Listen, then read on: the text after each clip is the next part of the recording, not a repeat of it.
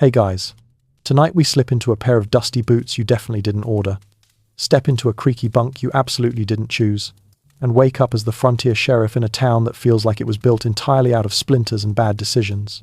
You're blinking against the pale gold light, sneaking through thin curtains, hearing the wind push sand against the wooden walls, like someone gently sandpapering your entire existence. And yes, you probably won't survive this job, but don't worry, no one else did either. So, before you get comfortable, take a moment to like the video and subscribe, but only if you genuinely enjoy what I do here. And go ahead, tell me your location and your local time in the comments. I love seeing where everyone's listening from. Now, dim the lights, maybe turn on a fan for that soft background hum, and let's ease into tonight's journey together. You wake to the creak of your own spine before the floorboards even get a chance to complain. The sheriff's quarters aren't luxurious. They're barely legal.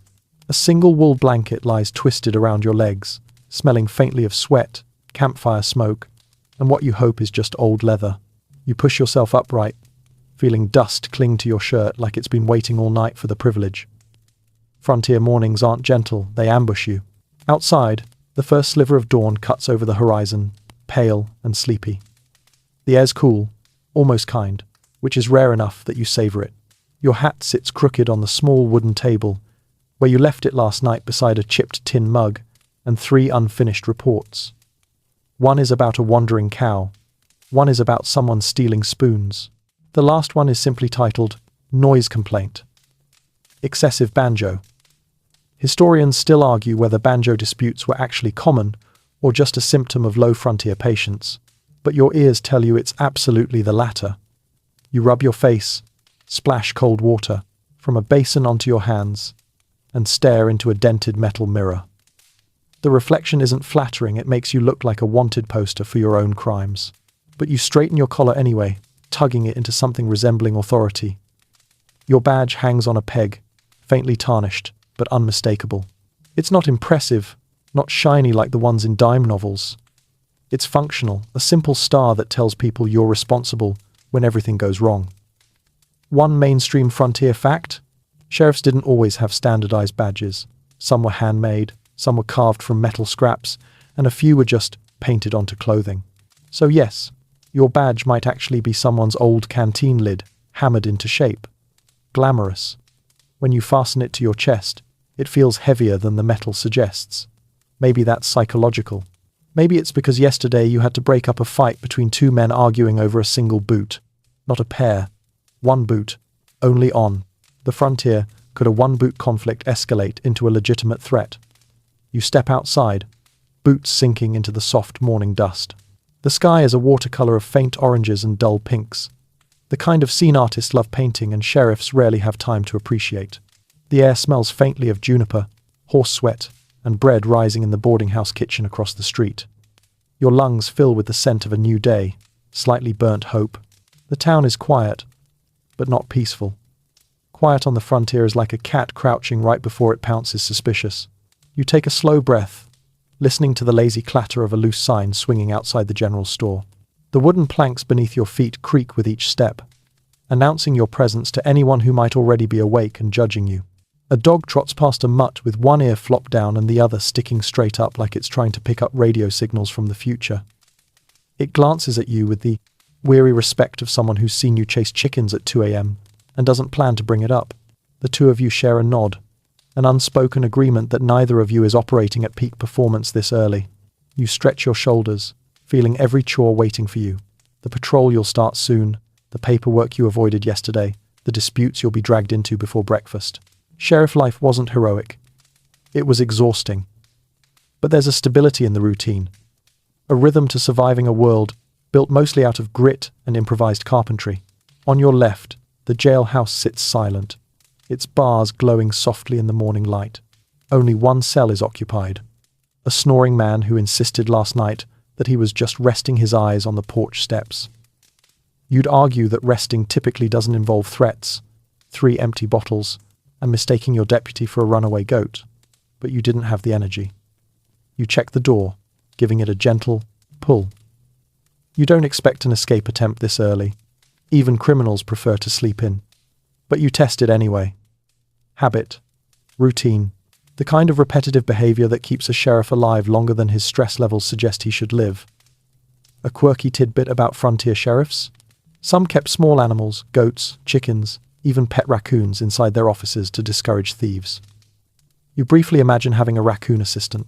Honestly, it might file paperwork faster than your deputy. The sun climbs a little higher, warming your shoulders. You adjust your belt. Check the revolver at your side, mostly for signaling authority, since ammunition costs more than your bed frame, and take a slow step toward Main Street. Another day begins. Not with glory or fanfare, just a resigned shuffle into responsibility. You breathe in the dusty dawn, ready, or as ready as anyone can be to carry the town on your already overburdened shoulders. Frontier life isn't heroic. It isn't glamorous. It's a quiet battle against boredom, danger, and people who think the sheriff exists solely to retrieve their runaway chickens. But you square your stance anyway, grounding yourself in the rhythm of morning duty. Another day, another dozen problems waiting to greet you. And with that, you begin. You step off your porch and onto Main Street, the planks beneath your boots humming with the soft thud of early footsteps. The sun creeps higher, catching on dusty windows and uneven roof lines, giving the whole settlement a slightly crooked halo, as if the town itself woke up, stretched, and decided not to fix its hair today. You can relate. Main Street at dawn is a study in contradictions. Quiet enough that you hear the wind drag grit across the ground, yet full of restless tension that never quite goes to sleep. You start your slow patrol. A kind of walking meditation mixed with mild dread, the sheriff's version of yoga. You breathe in, breathe out, try not to trip on a loose plank, and hope no one has already started a fight over something deeply important like whose mule sneezed on whose fence. Your boots kick up little clouds of dust with each step, coating your coat in a familiar, chalky veil. It's early enough that the saloon is asleep, its swinging doors barely moving in the breeze. The tin star nailed above the entrance hangs crooked, looking like it partied harder than anyone inside ever does. You pause to straighten it, then decide against it. That star has chosen chaos, and you respect its journey. A sleepy figure sweeps the porch of the general store, a lanky kid named Thomas, who insists he's almost 16 but looks 12 on his best days. He nods at you with the solemn authority of someone who has seen at least 2 rattlesnakes and once held a broom with both hands at the same time. "Mornin', Sheriff," he says, sweeping in slow, dramatic arcs that accomplish absolutely nothing. "Mornin', Thomas. Anything strange? Overnight?" He considers this, tapping his chin with the broom handle like he's weighing matters of national security. "Well," Mrs. Donnelly says she heard ghosts again. You nod, because Mrs. Donnelly hears ghosts every week, and every week they suspiciously sound like the neighbors' pigs. As you continue down the street, you catch the sound of a distant hammer tapping from the blacksmith's shop. It's not an urgent rhythm, more like a tired attempt to convince the metal to behave through sheer boredom. A horse whinnies somewhere behind the stables, followed by a disgruntled neigh, probably the stable boy trying to convince a mule to cooperate, which historians still argue is actually impossible.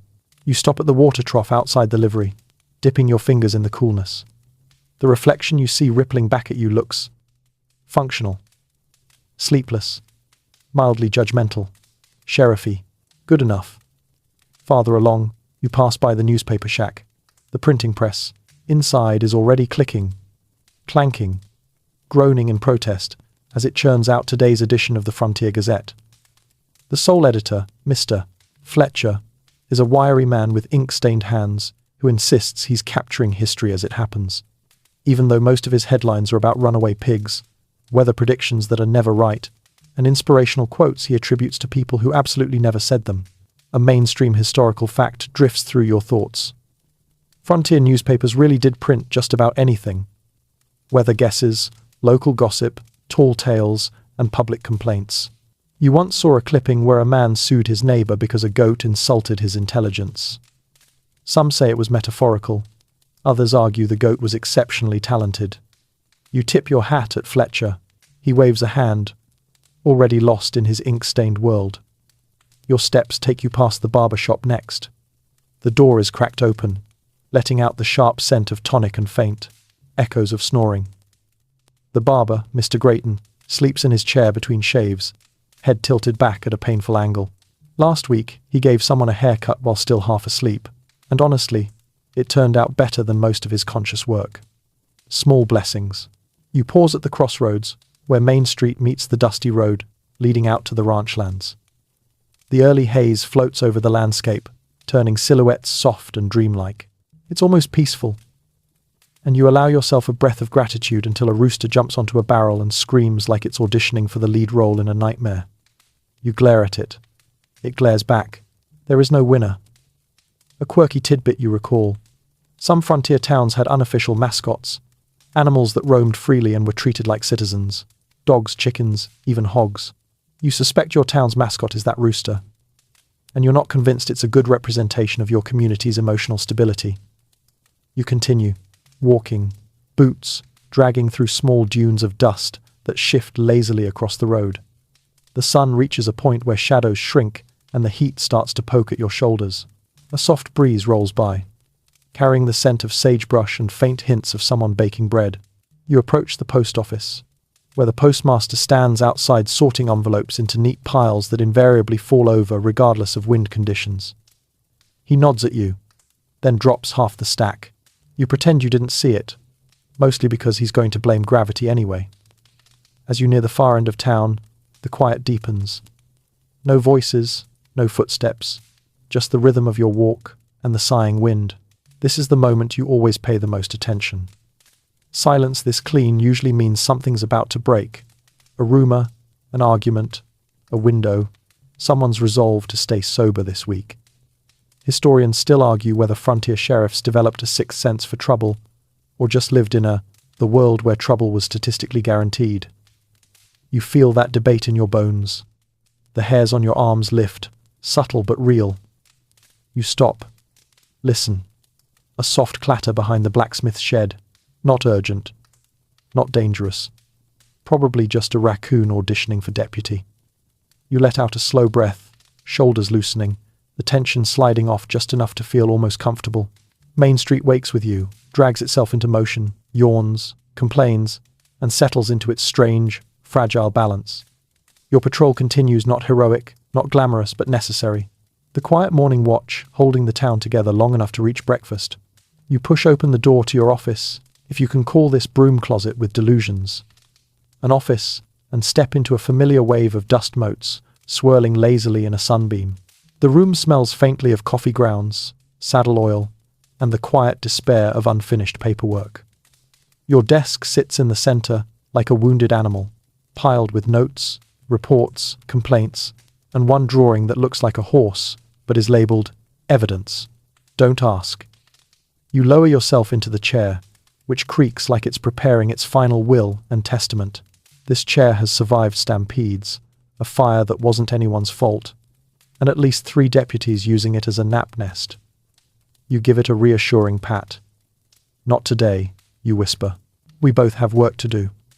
Before you even touch a pen, you notice the inbox box is overflowing. Yes, the inbox. A literal wooden crate labeled inbox. Beside it sits an equally distressed OUT box, nearly empty, which feels personal. You pick up the first slip. Lost Pig answers to the name Cinnamon. The second, Found Pig, does not answer to any name. Progress? Maybe. Then there's the third paper, a folded note smeared with what you hope is mud. You unfold it carefully. It reads, in shaky handwriting, "Something is watching us from the ridge." No signature. No explanation. Just that. Creepy enough to make you sit up straighter. A mainstream historical fact comes to mind. Plenty of frontier communities routinely sent anonymous warnings to sheriffs, sometimes exaggerations, sometimes paranoia, sometimes genuine concerns. Historians still argue whether these notes represented actual threats or simply the local population suffering from chronic boredom. Your attention shifts to the board behind your desk, your crime board, though it looks more like a chaotic quilt. Strings connect events that probably aren't related except in your imagination. A missing boot here, a stolen pie there, a suspicious traveling salesman with overly perfect hair. One string even leads to a drawing of a chicken wearing a crown. That one was from Deputy Hanson. You don't talk about it. You grab a stack of reports you've been avoiding. Each one feels like a personal attack on your productivity. The top sheet reads, "Complaint. Mysterious yelling last. Night near water tower." You raise an eyebrow. Last week, it was mysterious singing. The week before, mysterious whistling. At this point, the water tower is basically the town's unofficial concert venue. You write a note to check the area later, then turn to the next complaint. Dispute over fence line. Again. The word again is underlined 3 times, not by you, but by the person filing the complaint who is almost certainly tired of calling you about it. You take a slow breath. Frontier neighbors fight over everything. Land, chickens, noise, the direction someone looked at them, and one time famously the ownership of a cloud. As you sort, a loud thud from the hallway makes you glance up. Your deputy, Carter, appears in the doorway, hat askew, holding a stack of freshly delivered letters. Carter always looks like he woke up during a tornado and decided not to mention it. He hands you the letters and leans casually against the doorframe, successfully missing it by about 3 inches. "Mornin', Sheriff. Mail's here. Also, someone tied a squirrel to the hitching post." You stare. Alive. Oh yes. Very alive. Very opinionated. You rub your temples. "Did you untie it?" He blinks. "Not yet. I thought you might need it for evidence." Another deep breath. You remind yourself you chose this life. Then again, maybe it chose you. Or maybe it was the only job that came with free boots. The mail pile includes everything from supply notices to illegible letters written in charcoal. One envelope catches your attention. Thick paper, red wax seal, no return address. The wax stamp has a symbol you don't recognize. A crescent shape with something swirling through it. You slide it into your pocket for later. Frontier letters sealed in red wax usually mean one of 3 things: politics, threats, or someone being dramatic. All 3 are exhausting. Carter shuffles his feet, clearly waiting for instruction. "Deputy." You say, "Go handle the squirrel." He salutes with the confidence of a man who has no idea what he's doing. "On it, Sheriff." Then he leaves, tripping slightly over the doorframe on his way out. You sift deeper into the paperwork, sorting complaint after complaint. One is about someone leaving biscuits on windowsills and attracting raccoons. Another accuses a neighbor of witching their cows into giving less milk. Your eyes roll, almost involuntarily. A quirky tidbit comes to mind. Some frontier towns genuinely had laws against bewitching livestock, usually written after someone insisted a hex was responsible for their cow's poor mood. You glance at the complaint again. Honestly, not the strangest thing you've read this week. The morning sun creeps across your desk inch by inch, warming your hand as you write. Outside, you hear the rhythmic thud of boots, the occasional shouting match between townsfolk, and the unmistakable cackle of Mrs. Donnelly lecturing someone about the ghost with opinions. All normal, frontier normal. Midway through organizing the files, you stop and lean back, letting your chair complain loud enough to legally count as a sound disturbance.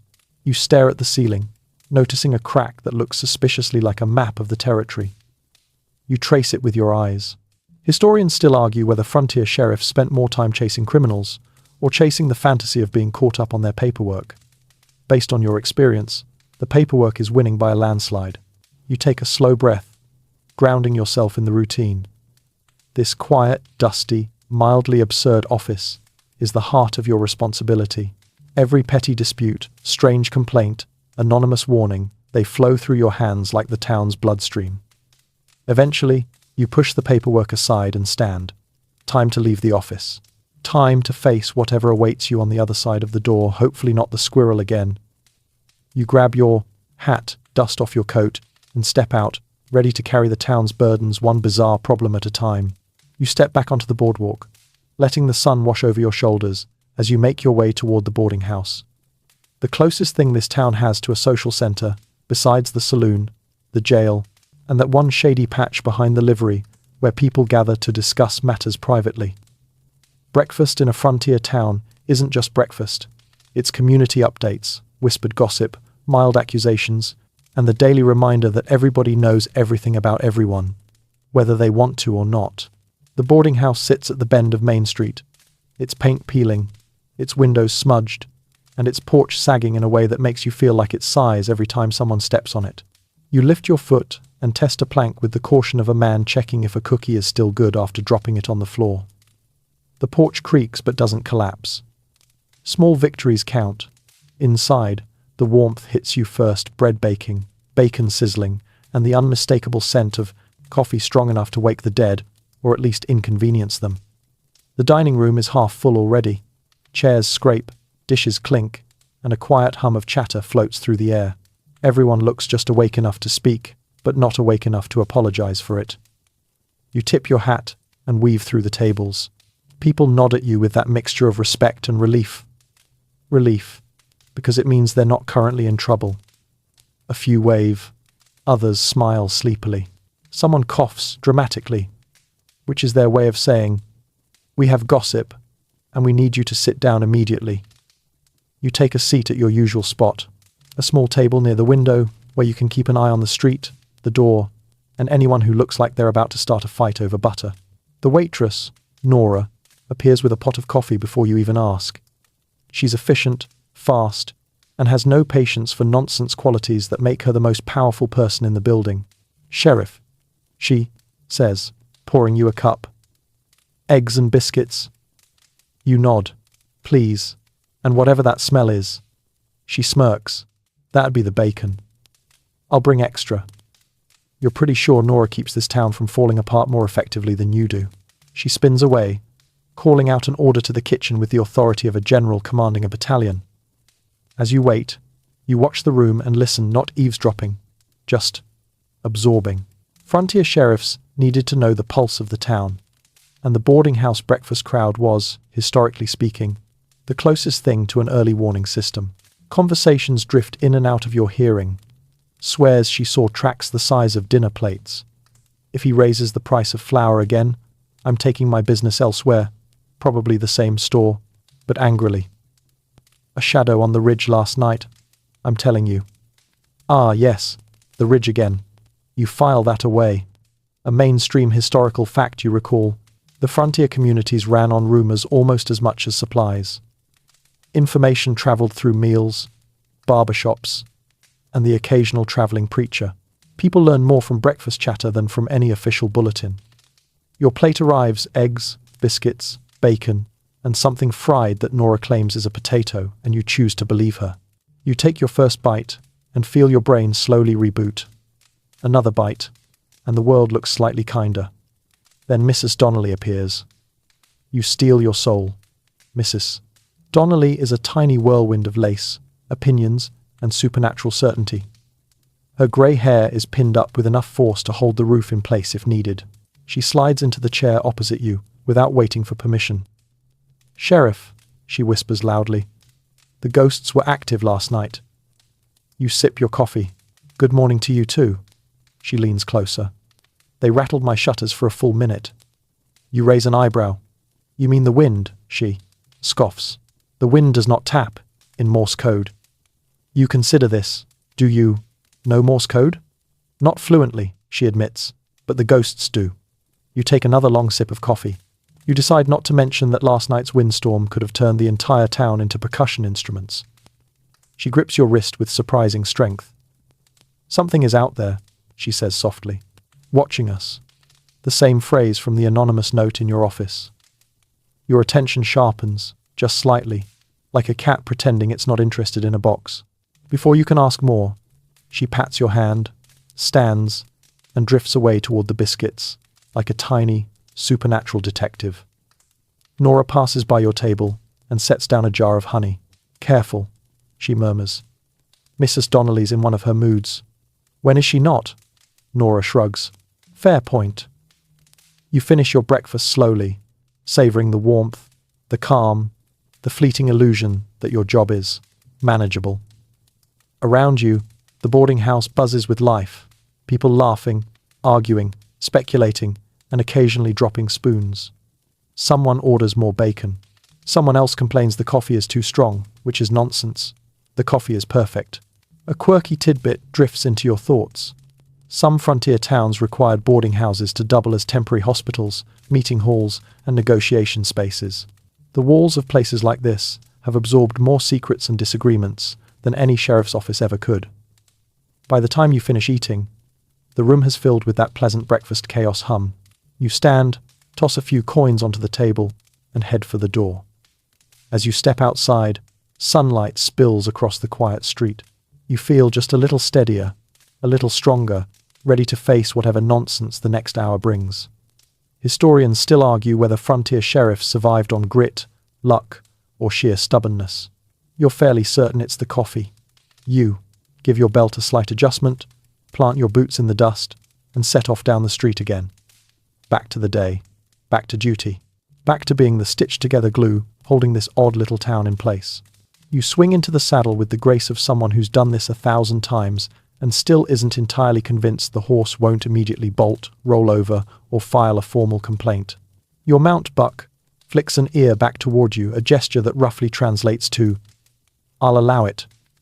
Frontier horses weren't just transportation. They were co-workers with opinions, and Buck is no exception. You guide him down the edge of town, the familiar creak of leather and soft clop of hooves mingling with the dry morning breeze.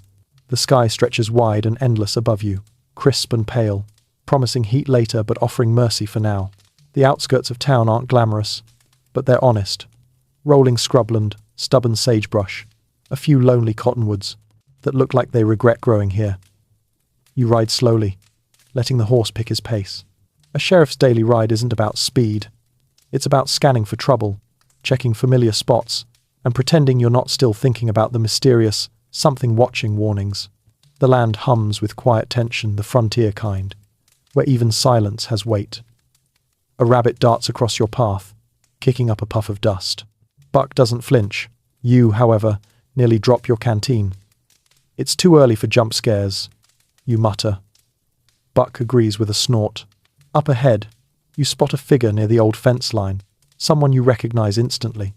Mr. Halper, a rancher with a beard that could double as a small ecosystem. You ride up alongside him. "Mornin', Sheriff," he says, leaning on the fence with a worn-out dignity. "One of my cows wandered off again. Third time this month. Did you check the creek bed?" He nods. Found tracks. Looked odd, like something bigger was moving with her. You pause. Bigger how?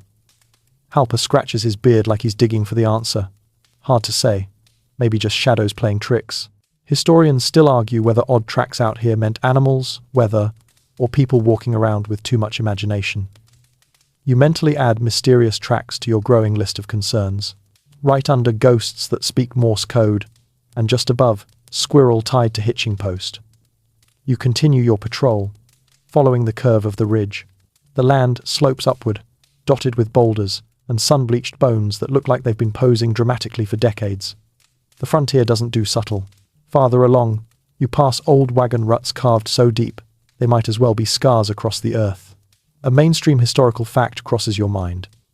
Many towns like yours sat on or near these early travel routes, where wagon wheels wore the ground down inch by inch until the paths became permanent. People followed the marks left by others, as if the land itself had given them directions.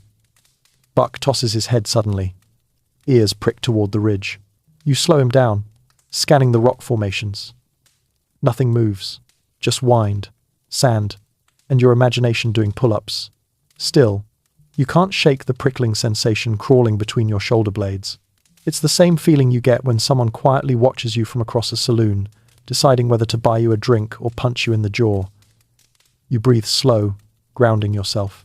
"Easy," you murmur, patting Buck's neck. Probably just a coyote making questionable life choices. You nudge him forward, but the feeling lingers. The landscape shifts as you ride toward the northern edge of your patrol area.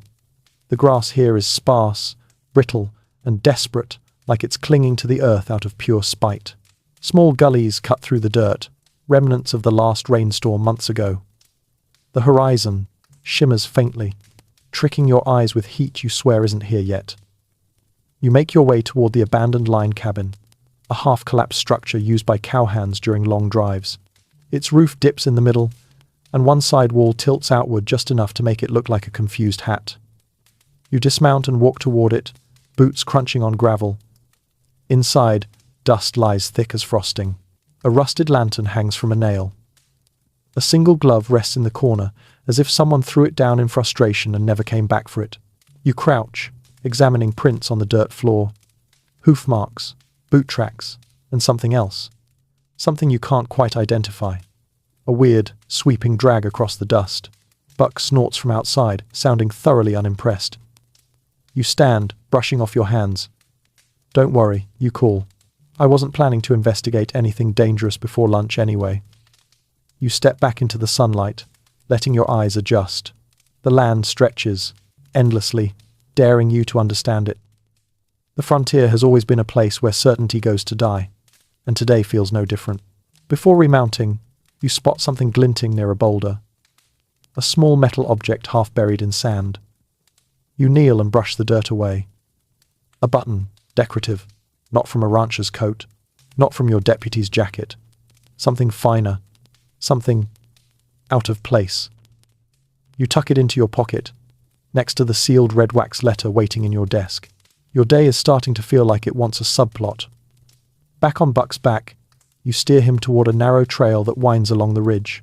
The wind picks up, brushing through your coat and carrying the faint scent of pine from distant hills.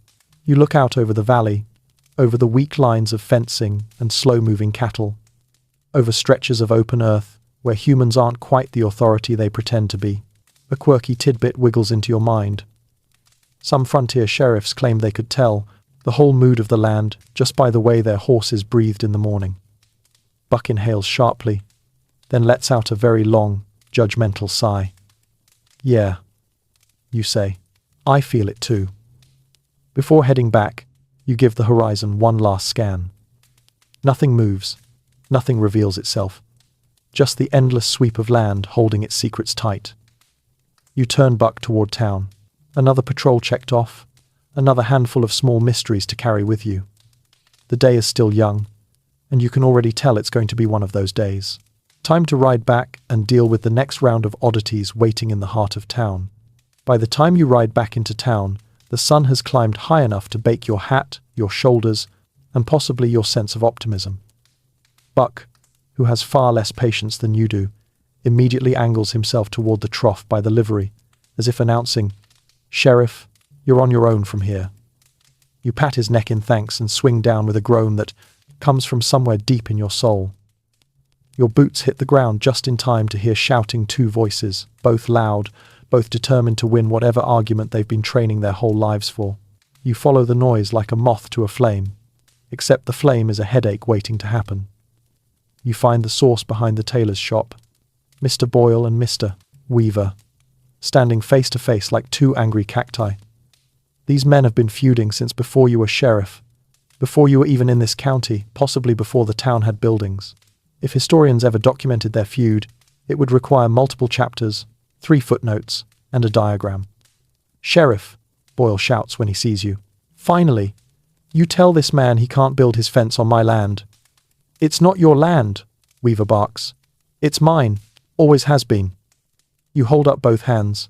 "Gentlemen, my great-grandfather marked this boundary with a stone," Boyle insists, jabbing a finger toward the ground.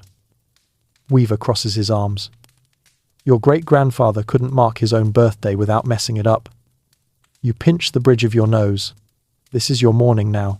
"Where is the stone?" you ask. Boyle and Weaver both point dramatically in different directions. Perfect. You walk with them toward the disputed spot. A strip of earth so painfully ordinary that it almost makes you laugh. The boundary stone is a small, lopsided rock that looks like it's been kicked, rolled, or bullied by nature for decades. It sits somewhere between Boyle's claim and Weaver's counterclaim, radiating the energy of an object that wants no part in this drama. Weaver gestures triumphantly. "See? The stone's been moved." Boyle probably nudged it. Boyle reels back in offense. "I would never. That stone is sacred." "It's a rock," you say gently. "It is a heritage marker," Boyle corrects. You crouch, examining the ground. The stone definitely was moved at some point. Drag marks trail off toward a small indentation in the dirt. Whether it was moved intentionally or by a wandering goat with commitment issues, that's anyone's guess. A mainstream historical fact occurs to you. Boundary disputes were one of the most common problems frontier sheriffs dealt with. Some ranchers even wrote detailed instructions in their wills about which rocks went where. Historians still argue whether these disputes stemmed from actual land confusion or from the fact that half the markers were rocks that wandered in the wind. You stand and dust off your hands. "All right," you say. "Nobody touches the stone until we sort this out properly. I'll get the survey ledger." Boyle scoffs. "That ledger was written by fools. Weaver counters. Fools who wrote in straight lines, unlike you." They start yelling again, and you consider briefly climbing a tree and refusing to come down. Instead, you step between them, palms out. "Gentlemen," you say, "if you don't calm down, I will deputize that rock and have it arrest both of you." That gets a pause. A blessed, beautiful pause. Boyle rubs his chin thoughtfully. Weaver shrugs. And just like that, the fury melts into muttering. They agree to stand down until you check the old county maps drawn so poorly they might as well have been doodles. You escort them back toward town, keeping them several feet apart like children who've been told no touching. The walk back is filled with complaints, half-remembered family law, and one argument about whether a chicken could legally be considered a witness. You remain neutral, mostly because the chicken in question is, in fact, terrible at eyewitness testimony. As you near Main Street, a small crowd waits outside the general store townsfolk, watching the drama from a distance, with the enthusiasm of spectators at a theatre production. You wave them off, assuring them there's nothing exciting happening. They disperse reluctantly. The frontier may be large, but news travels like it's sprinting downhill. Boyle and Weaver peel away in opposite directions, muttering insults that barely qualify as creative. You exhale slowly. At least nobody threw a punch today. Before you can enjoy the moment, a familiar figure flags you down. Mrs. Alden, the owner of the dry goods store. Her apron is dusted with flour, and she looks like she's been fighting with either bread dough or her own patience. "Sheriff," she says firmly, "someone has been taking apples from my storage crates." She lowers her voice. "And not paying." You nod sympathetically. "How many apples?" "At least 3, she whispers, as if it's a national scandal. "Any suspects?" She glances around conspiratorially. Could be that drifter boy. Could be raccoons. Could be ghosts. You bite your cheek. Let's start with raccoons. A quirky tidbit surfaces. In many frontier towns, sheriff logs genuinely listed raccoon theft as a recurring problem. Raccoons are clever, fast, and utterly shameless. Basically deputies with more ambition. You reassure Mrs. Alden that you'll investigate, which seems to calm her slightly. As she returns to her store, muttering about apple justice, you feel your shoulders sag again. A sheriff's work is 10% law enforcement, 90% managing the emotional stability of people who are one inconvenience away from declaring war. You walk toward your office, thinking the worst of the morning is behind you. You should know better. Just as you reach the boardwalk, a loud crash echoes down the street. You turn sharply. Outside the stables, your deputy Carter stumbles backward, chased by a furious chicken. He shouts, "Sheriff, it knows my fears." You close your eyes, breathe, count to 3. Historians still argue whether frontier sheriffs aged faster because of crime, stress, or the poultry situation. You stride toward the chaos because that's your job. Because this town needs you. Because no one else is brave enough to confront a chicken at full charge. And because this is frontier life. Land disputes, rumors, missing apples, and unpredictable poultry, all tangled into the daily reality of a sheriff who somehow keeps showing up. You rescue your deputy from the chicken mostly by staring at the bird long enough that it decides you're not worth the trouble, and once Carter catches his breath and stops flapping his arms like a startled windmill, you send him back to the stables with strict instructions not to provoke anything with feathers for the rest of the day. With that crisis narrowly avoided, you make your way toward the general store. The bell above the door jingles as you step inside, releasing a wave of warm, slightly stale air that smells like flour, rope, and the hopes of people who keep meaning to reorganize the inventory, but never quite get there. Shelves are stacked with everything from nails to canned peaches to boots, visibly judging you from their display. Mr. Harland, the storekeeper, is hunched behind the counter, his glasses perched halfway down his nose in a state of ongoing rebellion. He straightens when he sees you. "Sheriff," he says, sounding relieved, "I've got concerns." Of course he does. No one ever says, "Sheriff, I have good news" on a weekday. What's the trouble? You ask, leaning on the counter in a way that suggests you're emotionally prepared, even though you absolutely are not. Harlan gestures toward the back room. It's the merchants. The supply wagon's late again. Ah, the dreaded frontier supply drama. You nod slowly. How late? 3 days, he whispers, as if the words themselves are dangerous. A low murmur spreads among the customers browsing inside. A late supply wagon isn't just inconvenient, it's emotional. People start imagining shortages that haven't even happened yet. The mere mention of an empty sugar barrel could cause panic on the level of national emergency. Any word from them? You ask. Harlan shakes his head grimly. Just rumors. Of course, frontier commerce runs on 20% reality, 80% rumors, and 100% customers complaining about prices no matter the outcome. You move toward the back room, Harlan trailing you with the solemnity of a man escorting you to view a crime scene. The room is cramped with crates, barrels, and one extremely offended cat who glares at you from atop a stack of flour sacks. What's with the cat? You ask. Harlan rolls his eyes.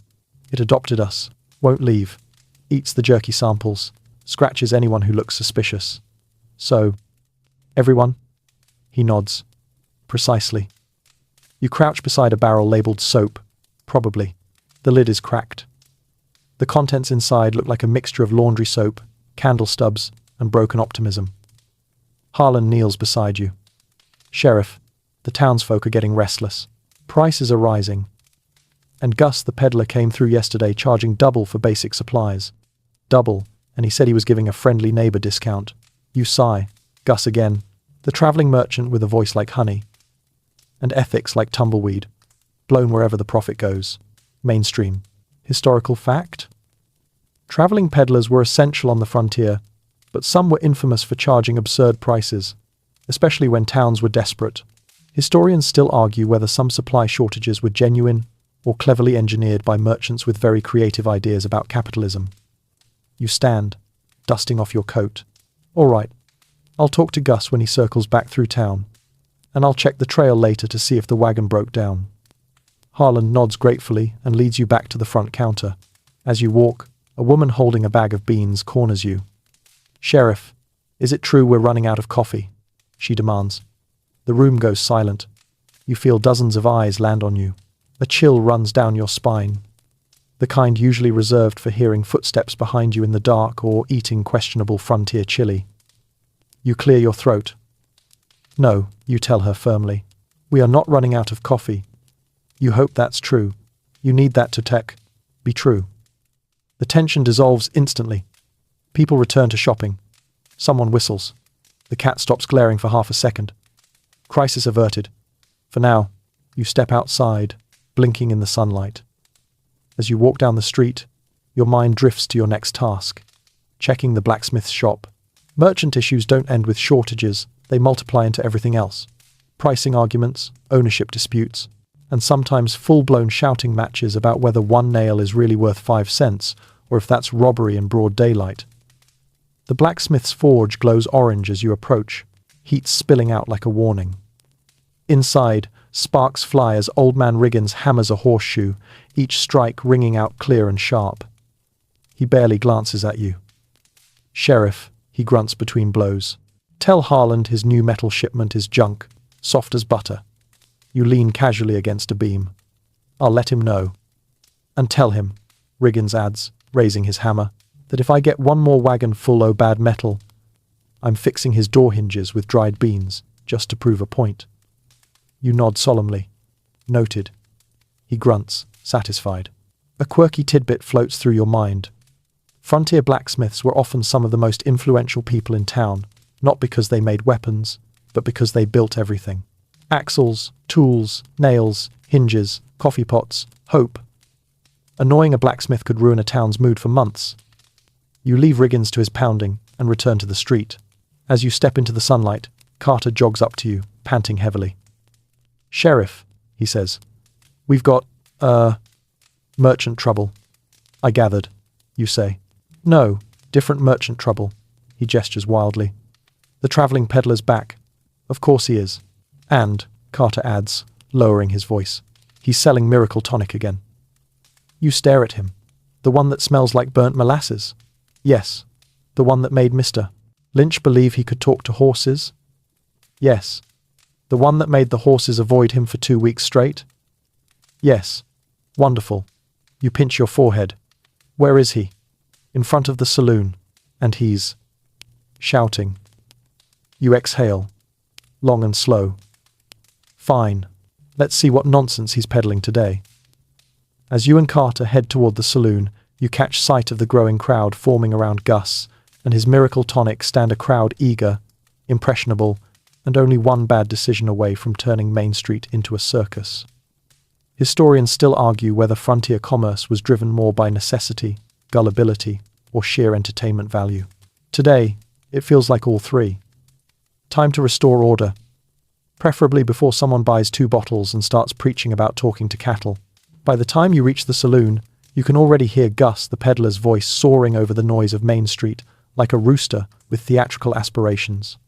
A small crowd has gathered, half curious, half skeptical, all dangerously bored. That's the perfect recipe for trouble in this town. With a side of regret, the saloon's swinging doors flap lazily as people shift in and out, eager to see what fresh nonsense Gus is selling from the back of his wagon. The building itself sits in the morning sun like it's still recovering from last night's choices, and frankly, you sympathize. The tin star above the entrance hangs at a defiant angle, giving the facade a permanent expression of raised eyebrows. Gus stands on a crate, waving a glass bottle filled with something brownish-orange and aggressively fizzing. Step right up, he bellows. For a tonic so powerful, it'll fix your aches, your coughs, your fears, and possibly your marriage. The crowd murmurs approvingly. You sigh, hard. As you approach, your deputy Carter leans in and whispers. He's on his 3rd miracle claim, and his 2nd bottle demonstration. 2nd bottle, you ask. Carter nods gravely. The 1st one exploded. Ah, yes, that tracks. Gus sees you and grins so wide you fear it might be structural. Sheriff, just the man I was hoping to see. You look like someone who could use a boost. Rough morning, eh? I rescued you from a chicken an hour ago, you remind him. Gus ignores this, turning back to the crowd. Ladies and gentlemen, the sheriff himself has come to witness these results. A few people clap. You hold up one hand. I'm here to make sure no one drinks anything that might melt their boots. The crowd laughs, but some look at their boots in concern. Gus straightens his vest, clearly unfazed. His clothing is too clean for a man who travels dusty roads, and his boots shine like he polishes them with people's disappointment. Now, folks, Gus continues, my tonic is made from the finest ingredients the frontier has to offer. You cross your arms. Last time you said that, it turned out to rise, be sassafras, vinegar, and something that looked suspiciously like creek water. Gus sniffs. Innovation is misunderstood in its time. You step closer, taking the bottle from his hand. The liquid bubbles ominously. You pop the cork, sniff it, and immediately regret your life choices. Gus, you say slowly. This smells like burnt molasses and shoe polish. Exactly, he beams. Strength, in every drop. The crowd leans in as if watching a card game where everyone expects someone to lose money. And possibly, consciousness. A mainstream historical fact floats through your mind. Many frontier peddlers sold medicines that promised miracles, but delivered very little, except maybe stomachaches and odd dreams. Some even claimed to cure ailments that didn't exist.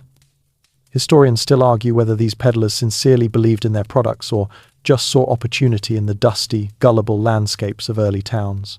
You hand the bottle back to him. Gus, I need to move along. A chorus of disappointed murmurs rises from the crowd.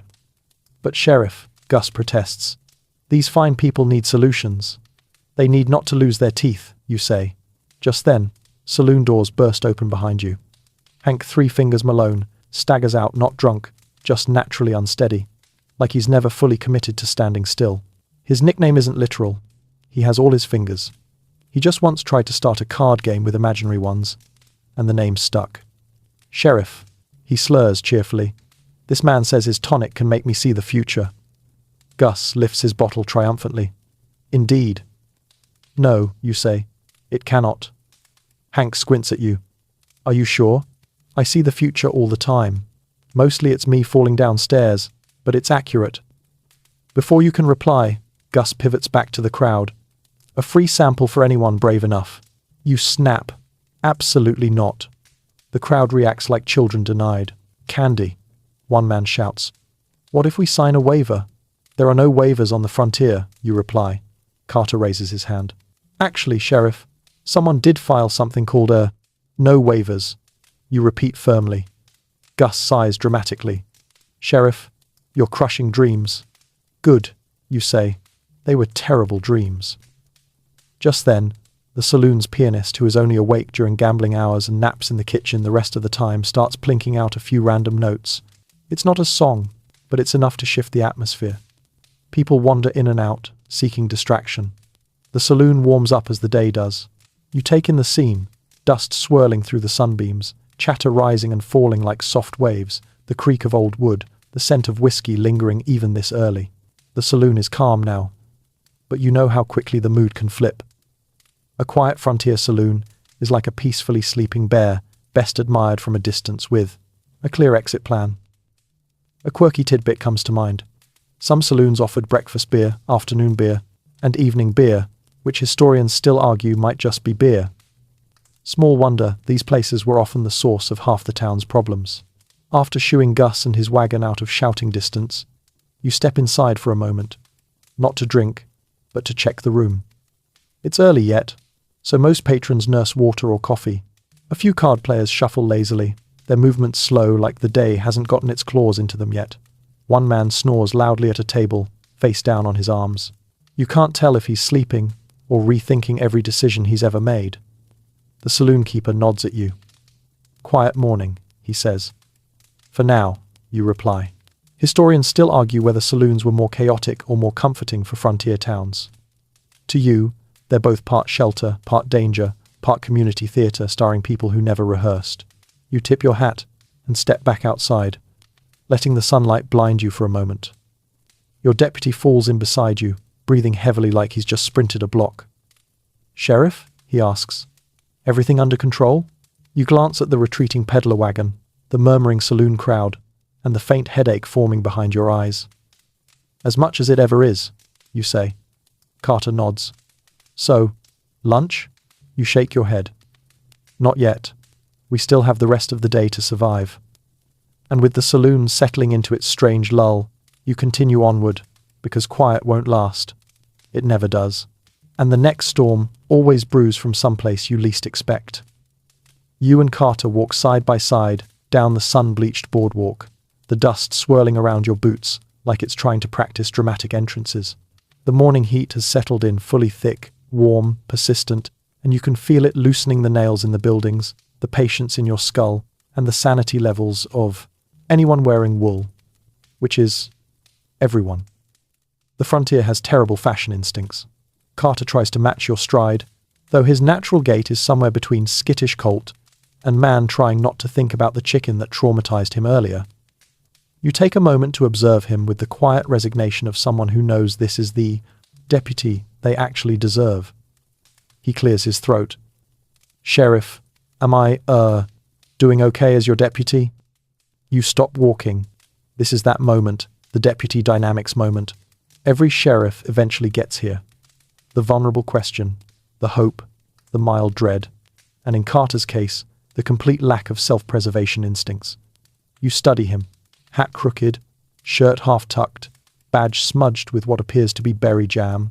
He watches you with wide eyes, like a puppy waiting to hear if it's allowed inside, or if it's getting blamed for eating the curtains again. You're doing fine, you say carefully. He beams. Really? Mostly.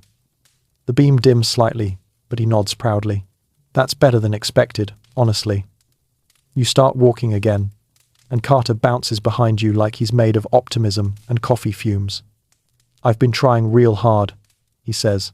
Reading that manual you gave me, the one called Sheriffing for Beginners. That book is 20% helpful advice, 80% someone ranting about fence disputes. Good, you say. Keep reading. He hesitates. I have one question, though. Just one. Well, one at a time. You sigh. What is it? He kicks a clump of dust. On page 9 it says deputies should project calm confidence to maintain public trust. He looks at you sheepishly. How do you do that? You nearly laugh. Nearly. Instead, you maintain your best sheriff face, which is 40% sternness, 40% exhaustion, and 20% pretending you know things. It's an aura, you say. An aura, he repeats, like he's Send, learning magic. Yeah, comes with time.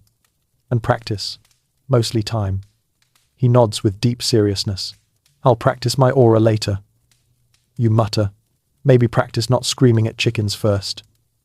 He nods thoughtfully. One step at a time. As you continue your walk, you start thinking about the wild variety of deputies you've had before him. A mainstream historical fact drifts through your mind. Frontier sheriffs often relied heavily on deputies who were unpaid, very part-time, or chosen out of sheer desperation. Some deputies were talented, some were loyal, and some were just the nearest person not currently holding a pitchfork. Historians still argue whether these deputies made things better or worse. Your experience says, yes, both.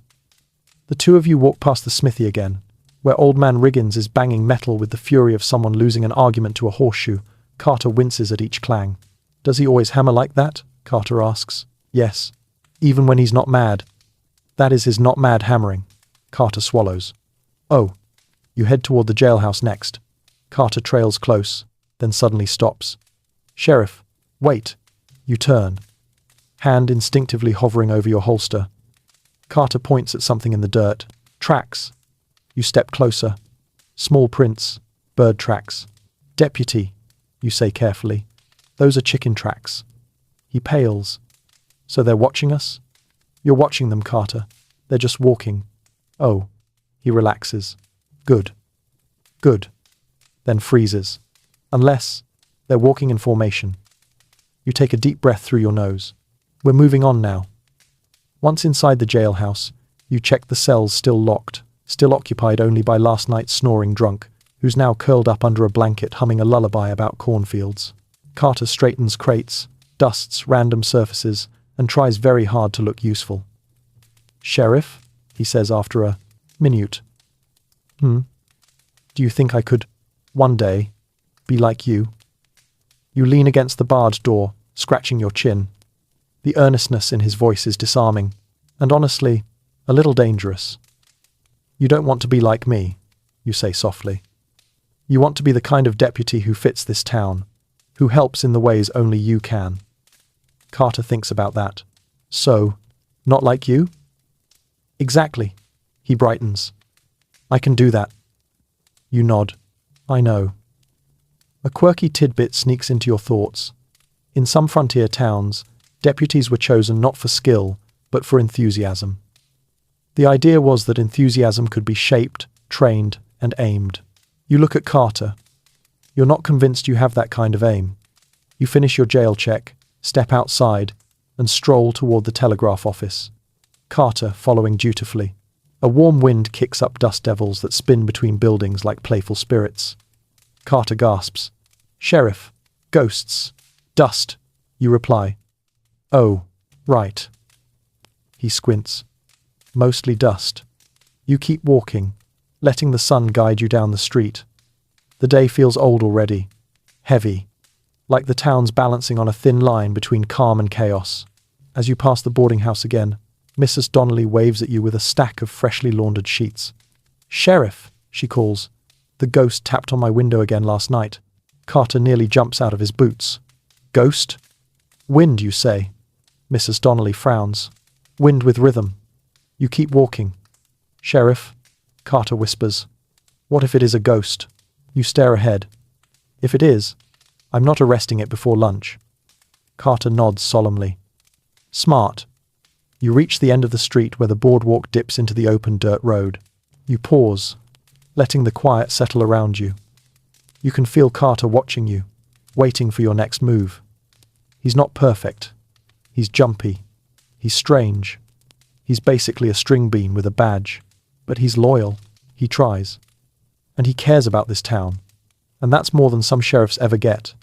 You tip your hat forward and say, Come on, deputy, let's keep the peace. Carter straightens proudly. Yes, Sheriff. You continue down the boardwalk together, uneven, unglamorous, mismatched, but somehow exactly the team this frontier deserves. The wind changes before you even reach the edge of town. It doesn't shift gently, it thumps into your chest with a sudden puff of dry air, carrying the faint smell of dust, sagebrush, and something else you can't quite name. The sky, moments ago harmless, now carries a peculiar haze. Not dark yet, but heavy, like the world's holding its breath.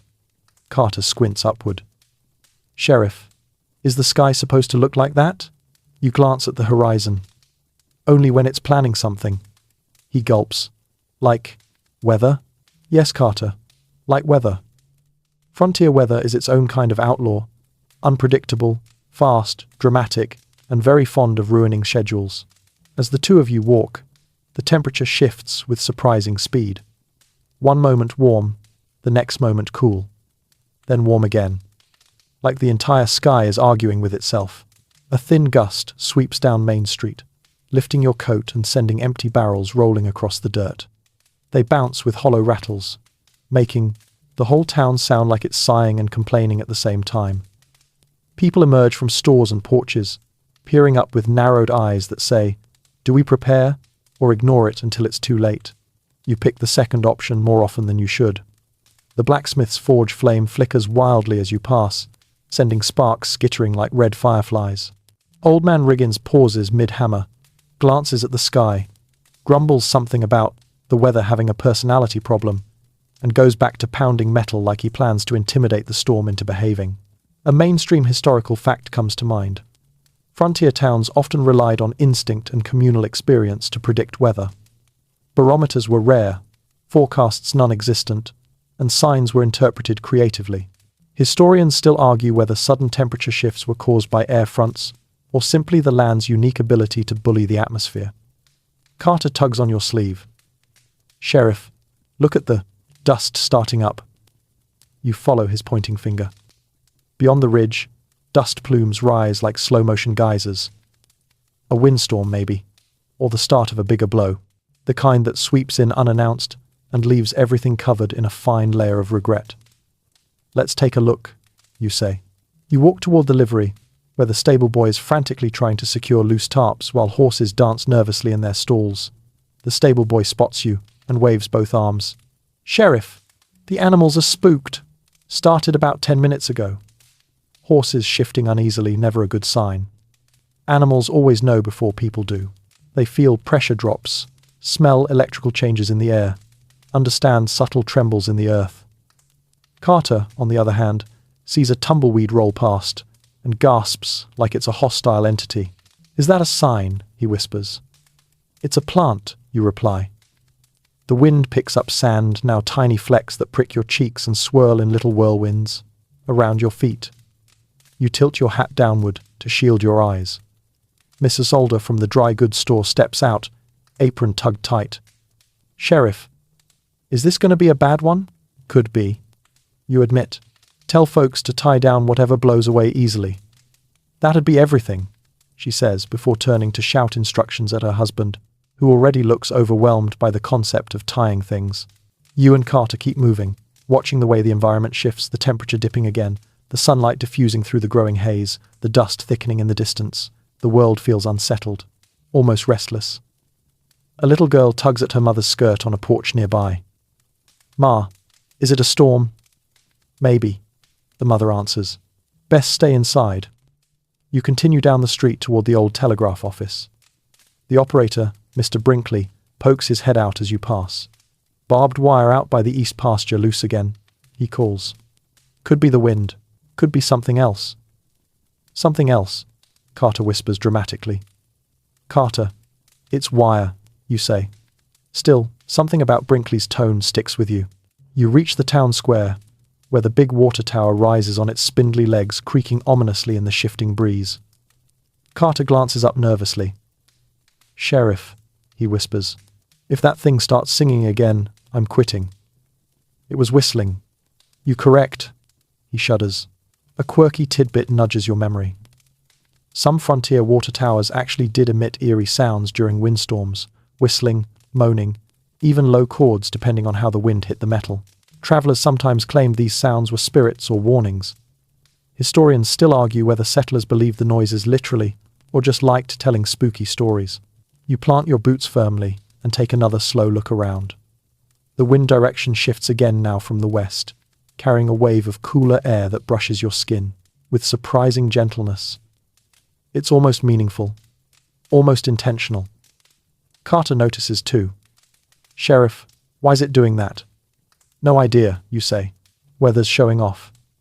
The dust clouds on the horizon begin to level out, shifting from upright plumes to broad, sweeping veils. Whatever was stirring them is moving on, drifting northward instead of toward town. The worst might have passed you by. Maybe. Or maybe the land's just giving you a warning, without consequences this time. As the wind eases a little, townsfolk emerge again onto porches and steps, watching the sky with cautious relief. Someone says, "Looks like it'll skirt us." Someone else mutters, "For now." Typical frontier optimism. Hopeful, but only when necessary. Carter exhales loudly. Good thing it didn't turn into a sandstorm. Last time, I got sand in my... I don't need the details. You interrupt. He nods. Fair.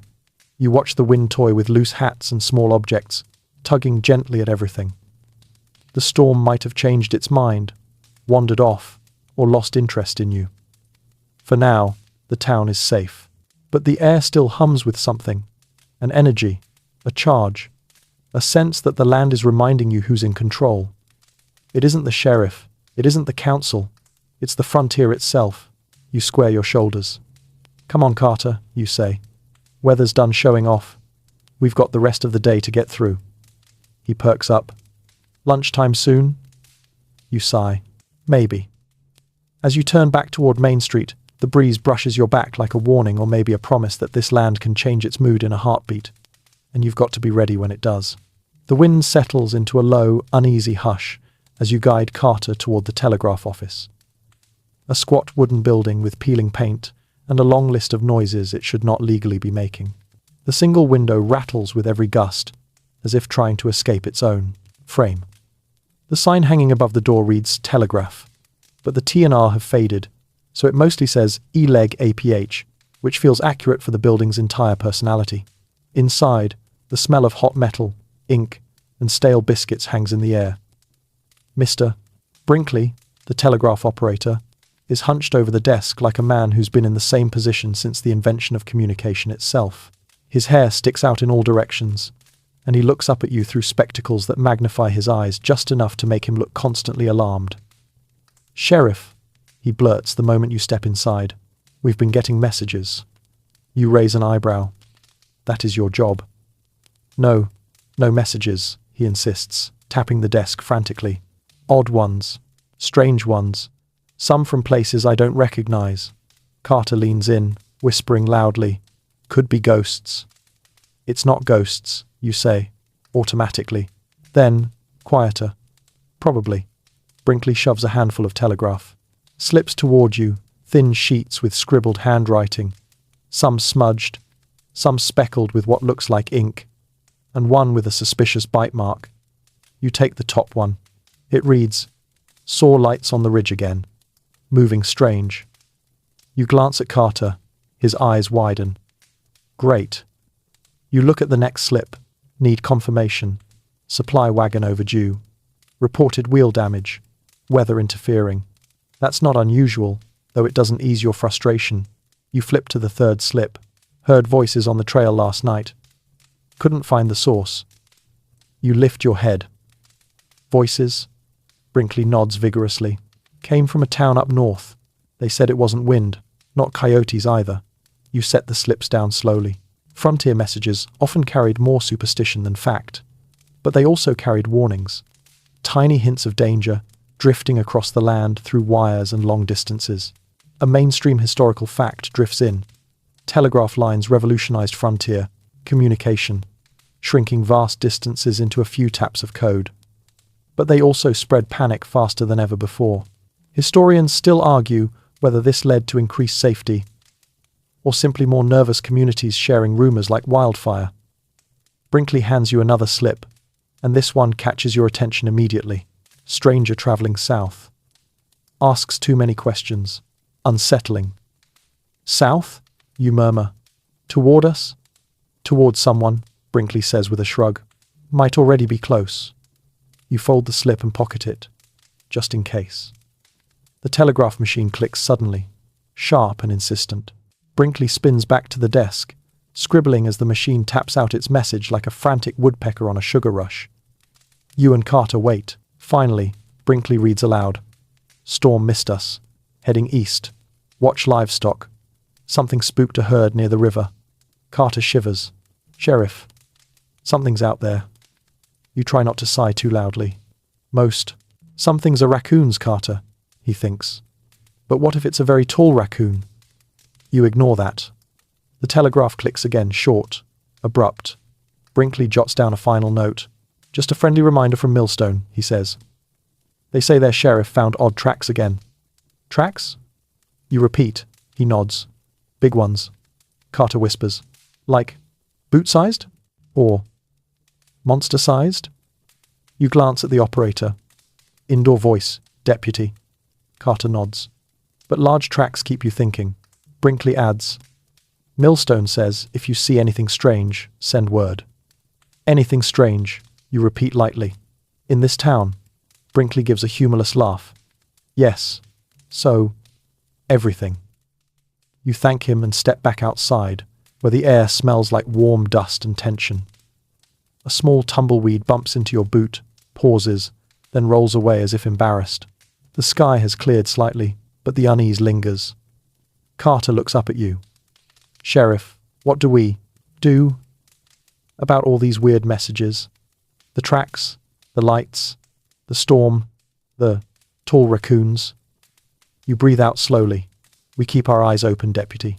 Just like always. He nods, attempting a stern expression, but mostly looking like a man trying to remember if he left his socks somewhere important. A few townsfolk walk past, nodding politely. A wagon creaks down the street. The world seems calm again on the surface, but only on the surface. Underneath, the land hums with questions you aren't ready to answer. You fold your arms. Come on, you say. Let's check the ridge trail later. For now, we've got to keep things normal. Carter perks up at the word normal. You don't have the heart to tell him that normal is extremely relative around here. As the two of you step back onto the boardwalk, a breeze cuts through cooler, softer, whispering faintly between buildings like wind threading its way through secrets. And just for a second, just long enough to make your skin buzz, you hear something faint in the distance. A voice? A shout? A call? Or the wind, playing tricks again? Historians still argue whether the frontier's eerie echoes were natural acoustics, drifting wildlife sounds, or the psychological pressure of isolation. But out here, where mountains bounce sound like mirrors, you can never be quite certain. You adjust your hat, steady your breath, and continue walking. Whatever's happening, whatever's creeping slowly across the land, you'll meet it as you always do, with dusty boots, a tired badge, a jittery deputy, and the unshakable patience of someone already too exhausted to be scared. You and Carter follow the boardwalk until it dips into the open dirt road behind the livery, where every bad idea in town eventually wanders off to ferment. The wind has calmed, but the air still carries that unsettled hush, like the land hasn't fully decided whether to relax or continue threatening everyone's sanity. Your boots crunch over scattered hay, and somewhere a horse snorts like it's judging your life choices. Carter walks beside you with the stiff caution of someone expecting danger at any moment, and given today's trajectory, he might not be wrong. Sheriff? He asks quietly, as if afraid to disturb the dust. We're, looking for Jenkins, right? You nod. That's the plan. Because he wandered off again? Yes. And he was drunk? Yes. And he tried to saddle a goat instead of a horse? You wince. Unfortunately, yes. The case of the wandering drunk. A classic frontier situation. You stride toward the back alleys where Mr. Jenkins, who's been arrested so many times he has a favorite cell, tends to meander when he's had too much celebration tonic, which is just regular whiskey with a misleading name. The alley is quiet, very quiet. The barrels lined against the wall send out the faint smell of dried ale, and the ground is uneven with ruts worn by boots, wheels, and the occasional dramatic fainting goat. You scan the area. "Jenkins," you call. No answer. Carter tries. "Jenkins." A tumbleweed rolls by, as if mocking him.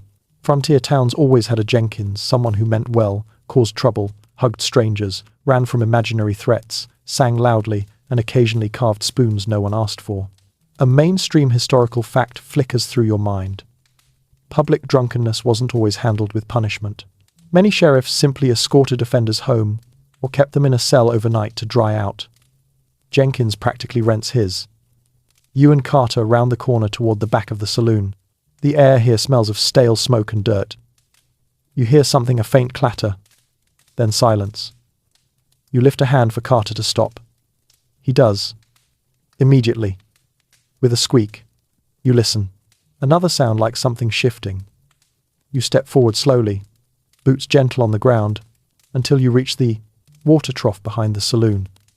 And there he is, Jenkins, lying half inside the trough, his legs sticking straight up like two sad flagpoles. His boots wiggle weakly. "Help!" His voice gurgles from beneath the water. "The river. It betrayed me." Carter gasps. "Sheriff, he's drowning." "He's in a trough," you say. "A shallow trough." Carter, "What?" "Help me pull him out." The two of you grab his boots and tug until Jenkins slides out like a soggy sack of flour. He coughs dramatically, then sits upright, blinking at you with watery confusion. "Sheriff," he says solemnly, "a goat stole my dignity. That tracks." And then, he continues, pointing at absolutely nothing, "a shadow figure chased me." You raise an eyebrow. "A shadow figure?" "Yes." He nods too hard and nearly falls over. Tall, dark, loomed. Carter starts trembling. "Sheriff, tall raccoon." "No," you say through your teeth. Jenkins shivers, dramatically. "I tried to run, but the ground was made of betrayal." You take a slow breath.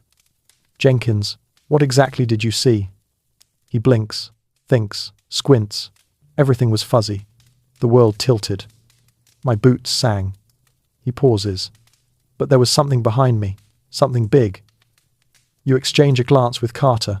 The telegraph messages, the ridge, the windstorm, the strange tracks, the lights. And now a half-drowned drunk claiming he saw something large.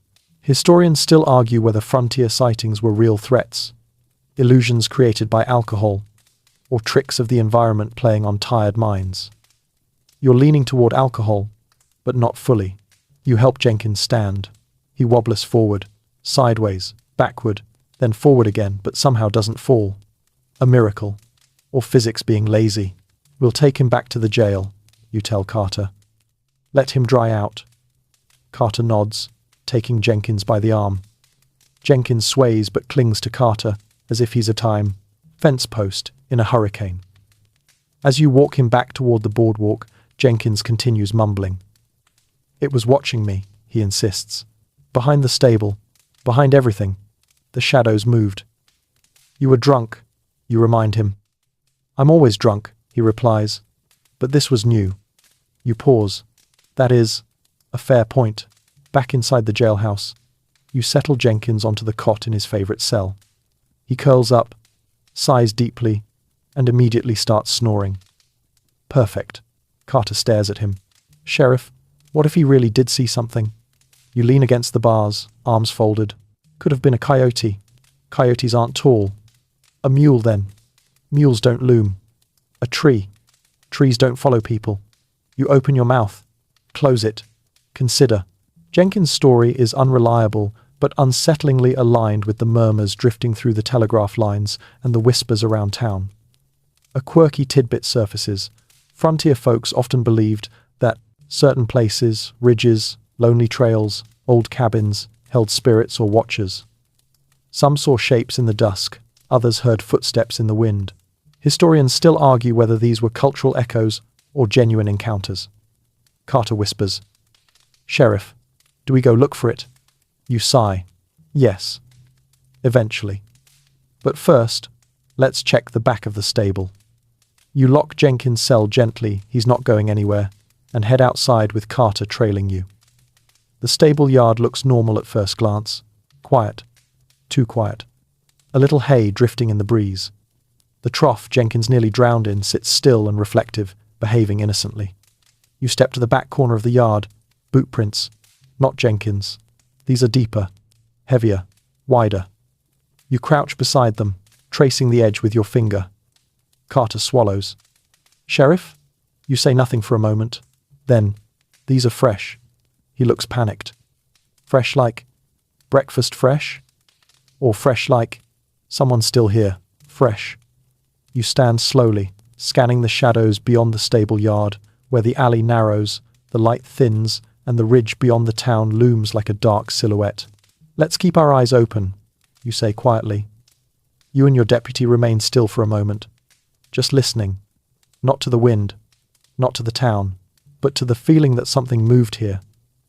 And recently, the frontier holds secrets. Some are harmless, others aren't, but either way the sheriff eventually finds them, or they find the sheriff.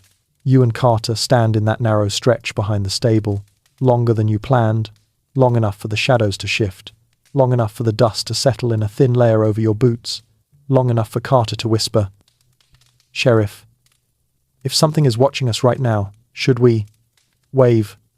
No, you say. Please don't wave at possibly dangerous things. He nods solemnly, lowering a hand you didn't realize he'd already raised. You step back toward the main street, slow and steady. The air feels heavier here, like the wind itself is holding its breath. Maybe it's just the afternoon slump settling in early. Maybe it's your imagination poking at you. Or maybe, well, you keep your thoughts quiet. No sense giving Carter fuel for nightmares. As you reach the boardwalk, something catches your eye. A small gathering in front of the bakery. Mrs. Donnelly is in the center of it, which is never a good sign. She holds something cupped in her hands like a wounded bird or an important clue in a mystery novel. Sheriff, she calls, waving you over with the urgency of a woman who has absolutely no chill. Come quickly. Carter makes a soft squeak. Ghosts? Probably not, you mutter. Hopefully not. When you reach her, she thrusts her hands forward. Nestled in her palms is a cluster of small objects, little woven figures made from twine and dried grass, tied with tiny knots. You tilt your head. Mrs. Donnelly, did you make these? She gasps, offended. No, these are talismans, protective charms. I found them hanging by my window this morning. Carter leans in, whispering, Sheriff, are those creepy dolls? Not dolls, she snaps. Symbols, signs, messages from the unseen. You clear your throat and gently examine one. It's twisted into a shape vaguely resembling a person or maybe a chicken. Hard to tell. Anyone else find charms today? You ask. To your surprise, 3 people step forward, immediately. One holds a charm shaped like a tiny ladder. Another displays something that looks like a star. A third one has a knotted loop. A murmur moves through the crowd. The air thickens again, not with fear, exactly, but with the frontier's favorite pastime, superstition. A mainstream historical fact flickers into your thoughts. Many frontier communities blended folk traditions, old-world beliefs, and local customs, creating odd symbolic practices, charms hung in barns, knots tied to ward off storms, twig figures placed near windows to protect homes. Historians still argue whether these practices genuinely shaped behavior or simply gave people comfort in a land where control was scarce. Mrs. Donnelly holds up her charm like a courtroom exhibit. This one, she says, means protection from watchers. You pause. Watchers? Yes, she whispers, glancing around dramatically. Things that linger, that observe. She leans in closer. That judge. You blink. Judge? She nods. Judge. Then she floats away toward the bakery door, apparently satisfied that she has delivered sufficient dread for the morning. Carter frowns deeply at the charms. Sheriff, should I be worried? You sigh. It depends on whether you believe in old frontier folk magic. He nods thoughtfully. Okay. Should you be worried? I don't have the energy to be, you reply. Still, you tuck one of the charms into your pocket. Not because you believe in it, but because the unknown footprints behind the stable and the strange telegraph messages and Jenkins' ramblings are stacking up in uncomfortable ways. You continue down the street, Carter trailing close behind like a nervous shadow. The town feels off balance. People whisper more than usual. Doors creak in ways they didn't yesterday. Even the dog with the floppy ear watches you with a level of judgment you find unnecessary. At the far end of Main Street, you pass the chapel, a small wooden building with crooked windows and a bell that rings whenever the wind remembers. Reverend Hale stands outside, sweeping the steps with slow, deliberate strokes. He nods to you as you approach. "Sheriff," he says in his calm, solemn tone. "Town feels restless today. You notice too, huh? Hard not to. Folks came by this morning asking if I knew anything about charms left on windowsills." You raise an eyebrow. "Do you?" He smiles faintly. "Superstition runs deep here. Been that way since the first homesteaders. They use symbols to keep the unknown at bay." Carter shivers. "Unknown like unknown unknown, or known unknown?" Reverend Hale considers him. "Both." "Great," Carter whispers. The Reverend taps the broom gently. "Just keep your eyes open, Sheriff. Strange days have a way of clustering together." You nod and continue on. A quirky tidbit flickers into your mind. Some frontier settlers believed spirits lived in the hills, ridges, sometimes protectors, sometimes tricksters. They blamed missing tools, odd noises, or sudden chills on these unseen beings. It was easier to believe in spirits than to believe in the randomness of hardship. You and Carter pass the edge of town, where the road fades into open land. The ridge looms in the distance like a patient sentinel. A breeze drifts through the grass, carrying the faint sound of rustling. Carter stiffens. "Sheriff, what was that?" "Wind," you say automatically. "But what if it wasn't wind? Then it was very sneaky wind." He nods, accepting this. You kneel near a cluster of rocks, scanning the ground. A few footprints, some animal tracks, and something else. Scuff marks. Long, uneven, dragging. Your heart beats a little quicker. "Fresh?" Carter whispers. You don't answer. You're too busy tracing the pattern with your eyes. You rise slowly. "Let's head back." Carter hesitates. "Should we maybe tell the townspeople? Warn them?" You shake your head. "Not yet. No need to start a panic over marks we can't identify."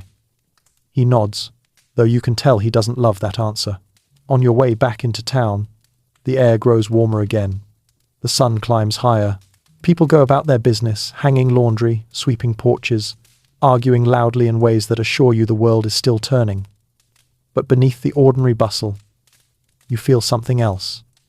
A quiet charge, a hum, like the land is whispering a warning you're not yet fluent enough to translate.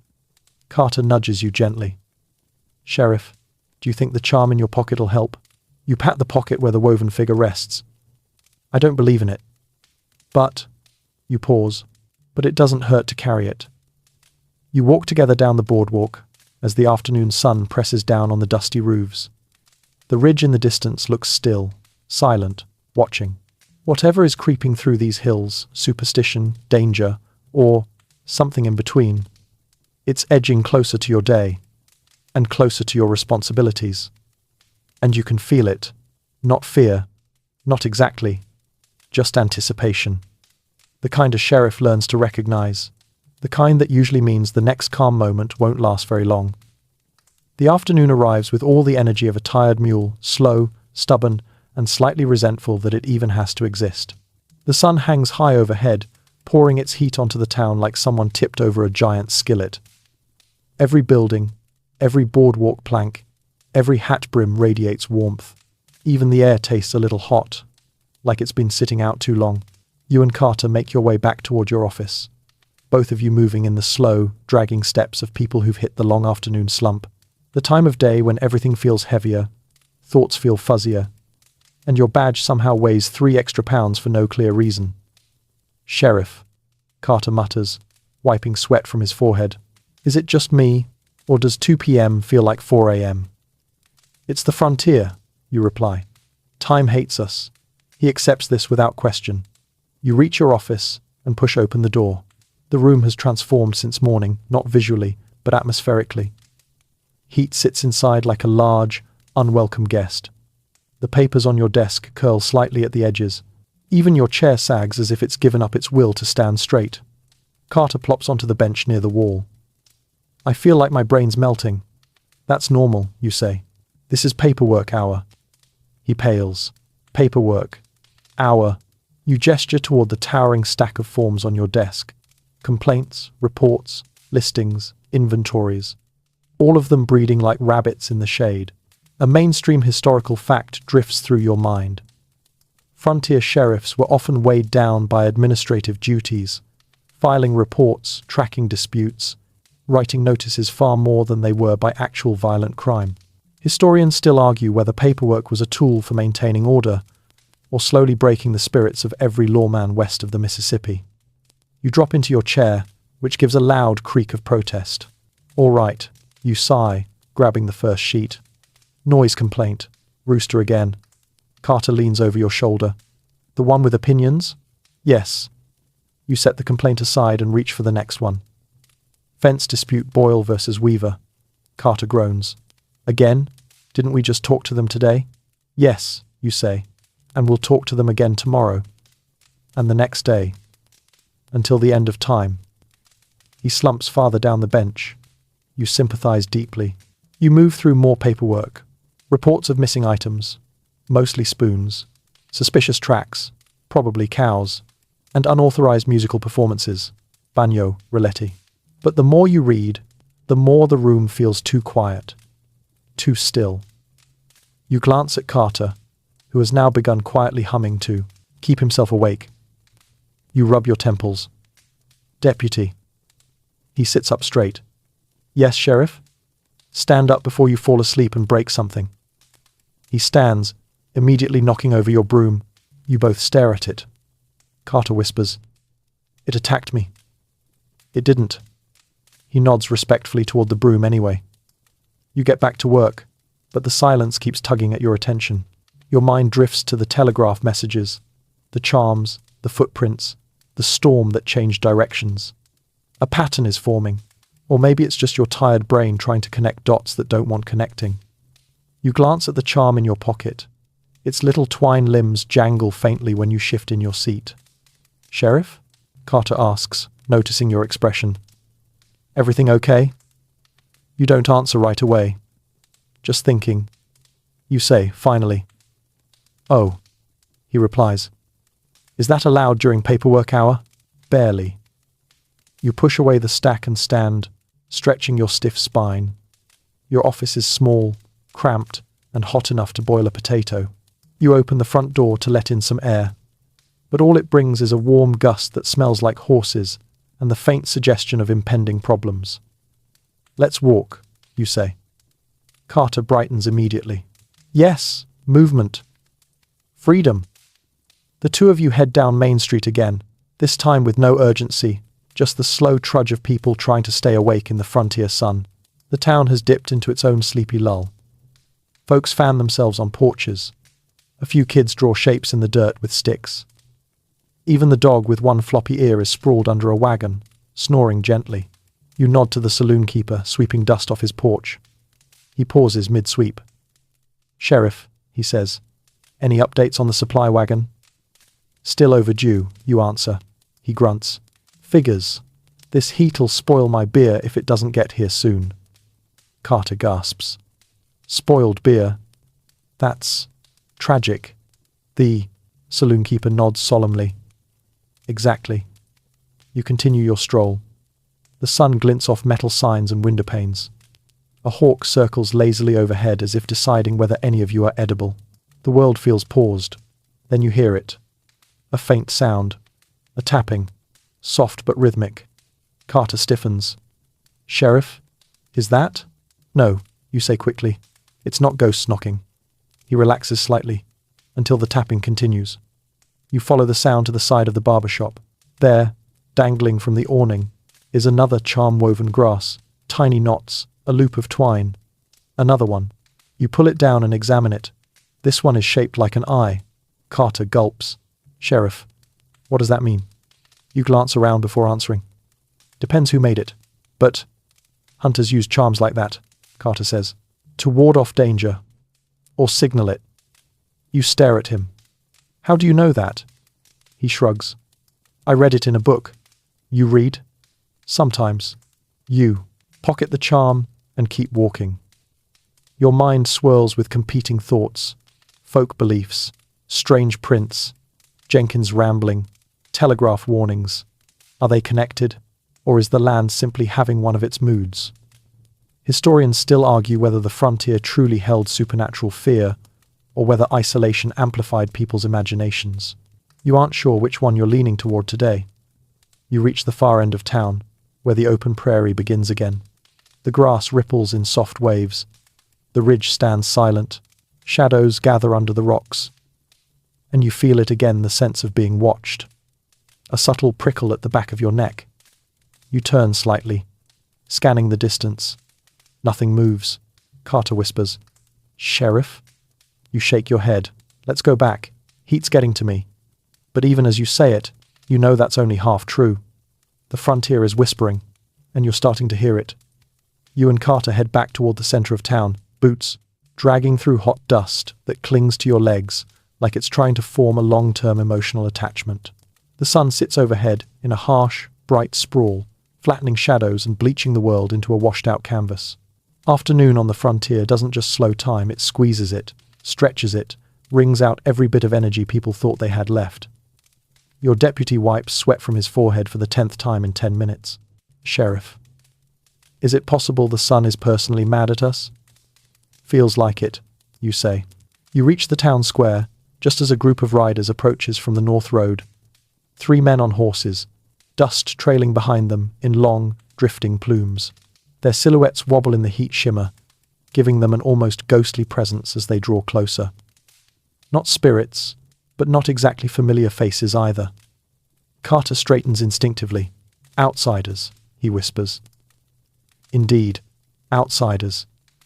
You square your shoulders and step forward as the parder. Riders pull up near the watering trough. Their horses paw at the ground, snorting from the long ride. The men dismount with a practiced ease that says they're comfortable in the saddle and equally comfortable being strangers in someone else's town. The first man, tall, lean, with a beard that looks like it's been through emotional hardship, steps ahead. He tips his hat in a curt greeting. "Sheriff." You nod back. "Afternoon. Passing through?" "Maybe," he says.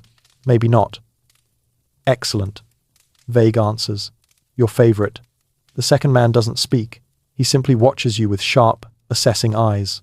The third ties his horse to the post and stretches like someone who's been riding for 100 miles. He glances around town with mild disappointment, as if expecting more excitement than dusty buildings and overheated citizens. Carter leans in close and whispers, "Sheriff, do we know them?" "No," you murmur. "And keep your voice normal." He nods. "Normal," he says loudly. The 3 outsiders stare at him. You resist the urge to pinch the bridge of your nose. The tall rider steps closer. "We're looking for information," he says. "Heard things are unsettled in this area." The word unsettled hangs in the air like heat from a forge. "What kind of unsettled?" you ask. He studies you for a moment. "Depends what you know." You keep your expression neutral. "Depends what you're asking." He gives a faint, humorless smile. "Fair enough." The man with the sharp gaze finally speaks. "We've been following a trail, strange tracks up near Millstone Ridge, missing livestock, folk hearing things at night." Your heartbeat ticks up. Carter whispers not at all quietly, "Sheriff, that sounds like our weird stuff." The tall rider crosses his arms. "Your deputy always narrate out loud?" "Unfortunately," you reply. The man nods slowly, as if solving a particularly dull math problem. "Look, we're not here for trouble. We're trackers, hunters. Just want to compare notes." "Hunters of what?" you ask. They exchange glances. It's the kind of glance that says, "We didn't want to answer, but now we have to." Finally, the tall one replies, "Something big." The air stills, and loud, adds the sharp-eyed rider. "And not quite natural," the third supplies. Carter's eyes widen to full saucer mode. "Not natural?" he squeaks. You keep your stance steady. Plenty of things on the frontier aren't natural. Windstorms, coyotes, bureaucracy. They don't laugh. The tall rider lowers his voice. We're not talking coyotes or storms. We're talking something else entirely. A mainstream historical fact nudges its way into your thoughts. Border town regions often drew wanderers, some harmless, some skilled, some dangerous.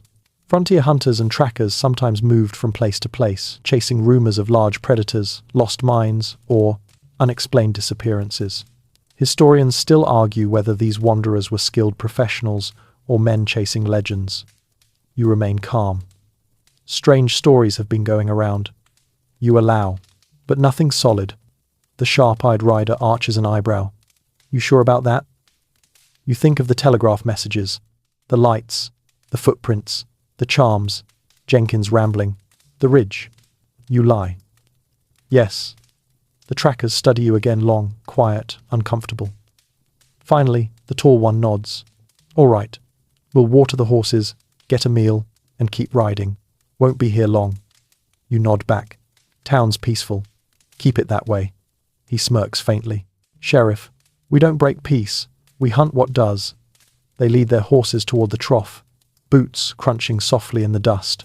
People watch from porches and storefronts, the way townsfolk always watch unknown riders, with interest, suspicion, and the subtle readiness to run inside if someone sneezes too, aggressively. Once the outsiders are out of earshot, Carter tugs your sleeve.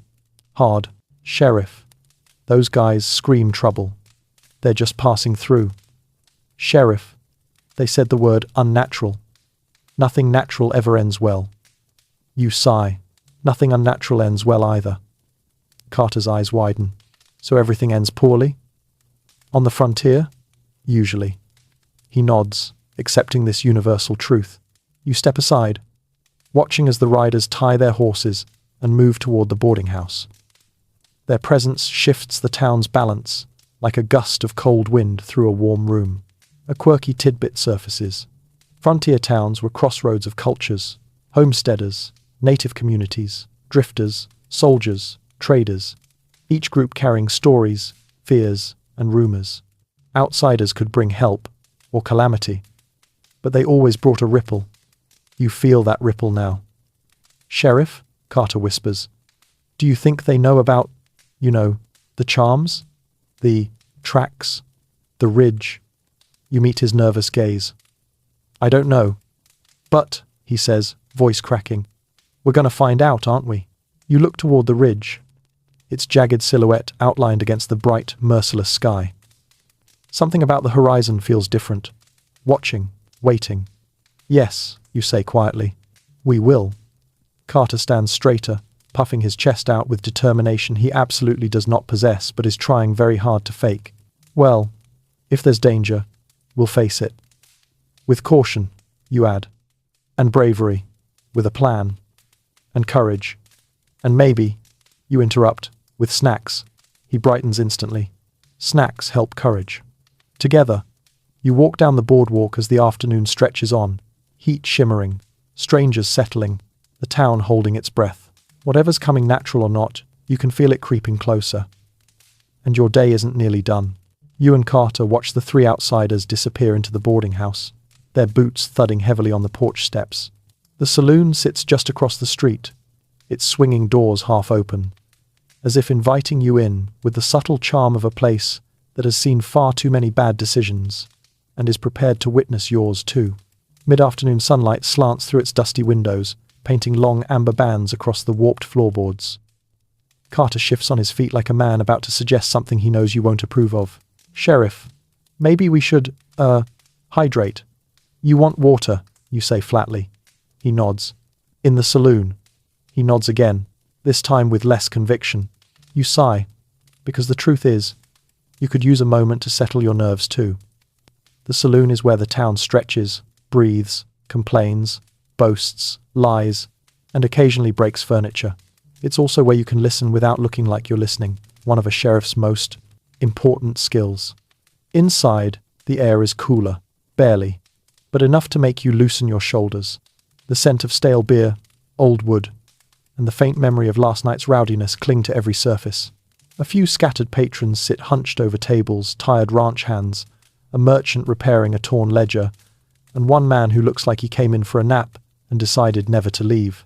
The pianist sits at his corner, upright piano, gently tapping out a melody that sounds like someone trying to remember a tune from their childhood and failing charmingly. His fingers drift, stumble, recover, drift again, soft notes that somehow soothe the restless room. You take a seat in your usual corner, where the light falls kindly and the floorboards don't creak loudly enough to reveal your existential exhaustion. Carter sits across from you and immediately knocks over the salt shaker. The saloon keeper ambles over, wiping his hands on a towel. "Sheriff, deputy, you two look like the sun wrung you out and hung you to dry." "Feels accurate," you say. He sets down 2 glasses of water, each one sloshing faintly from being walked over too enthusiastically. "Heard about the strangers," he says. "Tall, quiet, look like they've walked through trouble." Carter leans in. "Do they seem dangerous?" The saloon keeper snorts. "Everyone seems dangerous when you're sober." Carter processes this. "So, if I were drunk, they'd look friendly?" "No," the saloon keeper replies. "Just less dangerous." You sip your water, letting it cool your throat and soften the edge of your thoughts. People murmur around the room, uneven conversations floating through the air, a man complaining about the late supply wagon, another muttering about missing chickens, someone arguing with himself about card strategy. The saloon is alive in that gentle, half-awake way it gets in the late afternoon, like a giant creature resting its head on its paws. Then your name drifts through the room. "Sheriff." You turn. Old Mrs. Hargreaves stands beside your table, clutching a leather-bound book, her grey hair pinned up in what you hope is an intentional style. She peers at you through tiny spectacles. "Sheriff," she repeats. "I couldn't help overhearing about the strangers." Of course she couldn't. She leans closer. "They're trackers, you say. That's what they claim." Her eyes narrow. "Trackers sometimes follow things other people don't want to meet." "That's true of a lot of professions," you say gently. She lowers her voice dramatically. "In my day, there were creatures in these hills." Carter stiffens like someone just whispered a haunted bedtime story into his spine. "Creatures," she continues, tapping the book. "Tall, quick, seen only at dusk." You raise an eyebrow. "Mrs. Hargreave, are you talking about elk? Elk don't stand on 2 legs and hum." Carter turns pale. You hold up a hand. "Thank you for the information. We'll be cautious." She nods and sweeps away with all the mysterious flourish her small frame can muster. Carter whispers, "Humming elk?" "No," you say. "No, humming elk." But you don't feel quite as certain as you should. The saloon keeper returns, refilling your water. "Sheriff," he says quietly, "heard something last night. Thought you should know." You glance up. "What kind of something?" "A wail," he says. "Long. Far off. Didn't sound like coyotes." You wait silently. "Didn't sound like wolves either." "Could have been the wind," you suggest. He shakes his head. "Wind doesn't make my skin crawl." A mainstream historical fact surfaces. Frontier towns often reported eerie nighttime sounds, crying winds, animal calls distorted by echoes, even strange harmonics from canyon walls. These whispers fed folklore, fear, and countless late-night arguments. Historians still argue whether such stories were exaggerated or deeply rooted in real environmental phenomena. You thank him, but your mind is spinning again. You recall the charms, the tracks, the telegraph warnings, and now this. Carter stares at his empty glass. "Sheriff, do you think something really is out there?" You open your mouth, intending to reassure him, but the words falter. Instead, you lean back in your chair, letting the tired piano notes wash over you. "We'll know," you say at last, "when we need to." Carter nods, though uneasily. The saloon doors squeak open behind you. You glance back. One of the outsiders strides in, the tall one. He scans the room, eyes landing squarely on you. His boots echo across the wooden floor as he approaches your table. "Sheriff," he says quietly. "A word." Carter squeaks again. You rise and follow the man toward the back corner, where the noise fades and the shadows stretch long. He stops beneath a mounted set of antlers and leans against the post. "We left Millstone 2 days ago," he begins. "Night before we left, we saw something. You cross your arms. Something what?" He hesitates, not from fear, but from weighing how many pieces of the truth he wants to share. "It watched us," he says. "From the ridge, tall, still, too still." "Animal?" "Animals breathe," he replies. A subtle chill threads its way through your chest. "We followed tracks," he continues. "Big ones, heavy, not shaped like boots. Not hooves either." "What did they look like?" He exhales. "Wrong. Those aren't the answers you wanted." He pushes away from the post. "Whatever's roaming out there, if it reaches this town, you'll want to be ready." You watch him walk away, calm, steady, utterly certain. Carter hurries over. "Sheriff, what did he say? Was it bad?" You rub your forehead. "Carter, let's just say it wasn't good." The saloon feels quieter now, more alert, like even the floorboards are, listening. A quirky tidbit nudges you. Some frontier towns believed certain territories were thin places, spots where the distance between the ordinary and the strange narrowed, places where anything could slip through. You glance at the window, where the ridge looms faintly in the distance, hazy under the late afternoon sun. Something is moving on these borders between towns, between stories, between superstition and truth. You stand, sliding your hat back into place. "Come on, Carter," you say. "Evening's coming." "And that's bad?" he asks. "Evening," you reply, "is when the frontier wakes up." Together, you step out of the saloon as the light begins its slow, golden descent, warm, beautiful, and carrying just enough shadow to make you look over your shoulder. You step outside the saloon and feel the afternoon light bending toward evening, softening at the edges like the whole world is exhaling after holding its breath too long. The heat eases, the shadows stretch, and Main Street settles into that in-between hour when the day isn't quite finished but the night is already clearing its throat. Carter falls into step beside you, hands fidgeting at his sides. "Sheriff," he murmurs, "is it just me? Or does everything feel louder now?" You listen. The creak of wagon wheels, a dog barking somewhere behind the boarding house, the faint clang of Riggins's hammer drifting from the forge. Normal sounds, but yes, sharper somehow, as if the air itself is paying closer attention.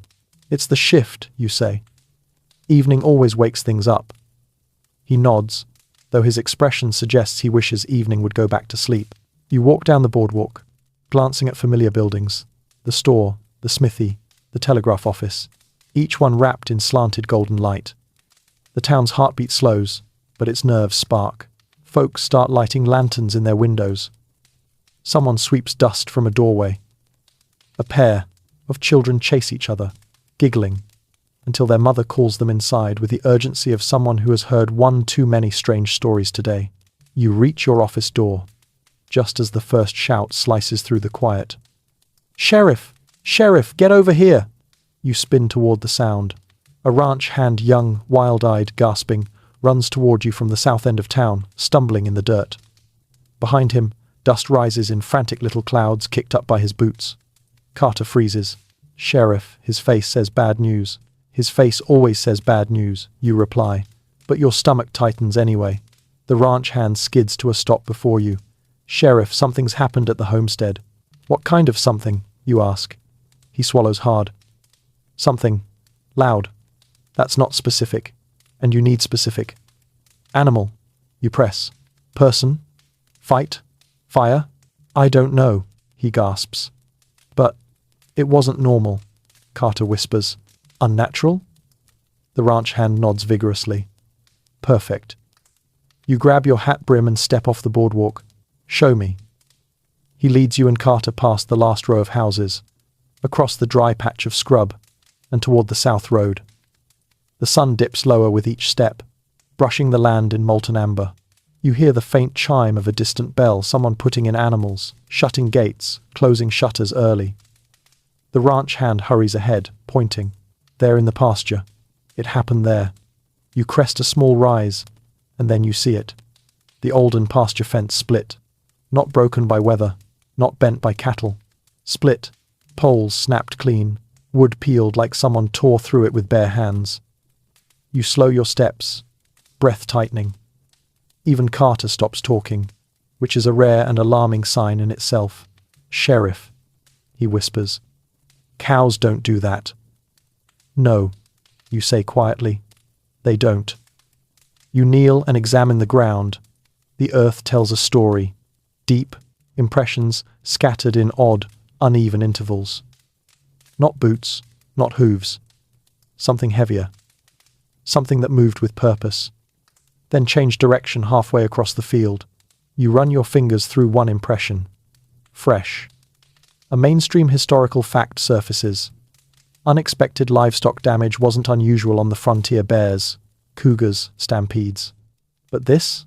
Clean splits, strange tracks, no drag marks, no blood. This is something else entirely. Historians still argue whether such incidents were misunderstood animal behavior or evidence of something they lacked the language to describe. You straighten, scanning the nearby tree line. The shadows between the pines darken as the sun dips lower, swallowing detail, depth, and reason.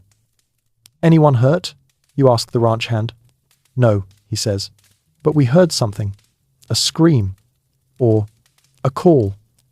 Or," he falters, "sounded wrong. Wrong." You file that word with all the others you've heard today: strange, unnatural, off, watching. Carter shifts closer to you. "Sheriff," he murmurs, "should we go back to town? You know, where the lights are, and the food, and no strange broken fences?" You scan the ridgeline, then the ground, then the trees. Your instincts whisper, "Something passed through here. Something that isn't done." "We need to check the barn," you say. Carter looks betrayed.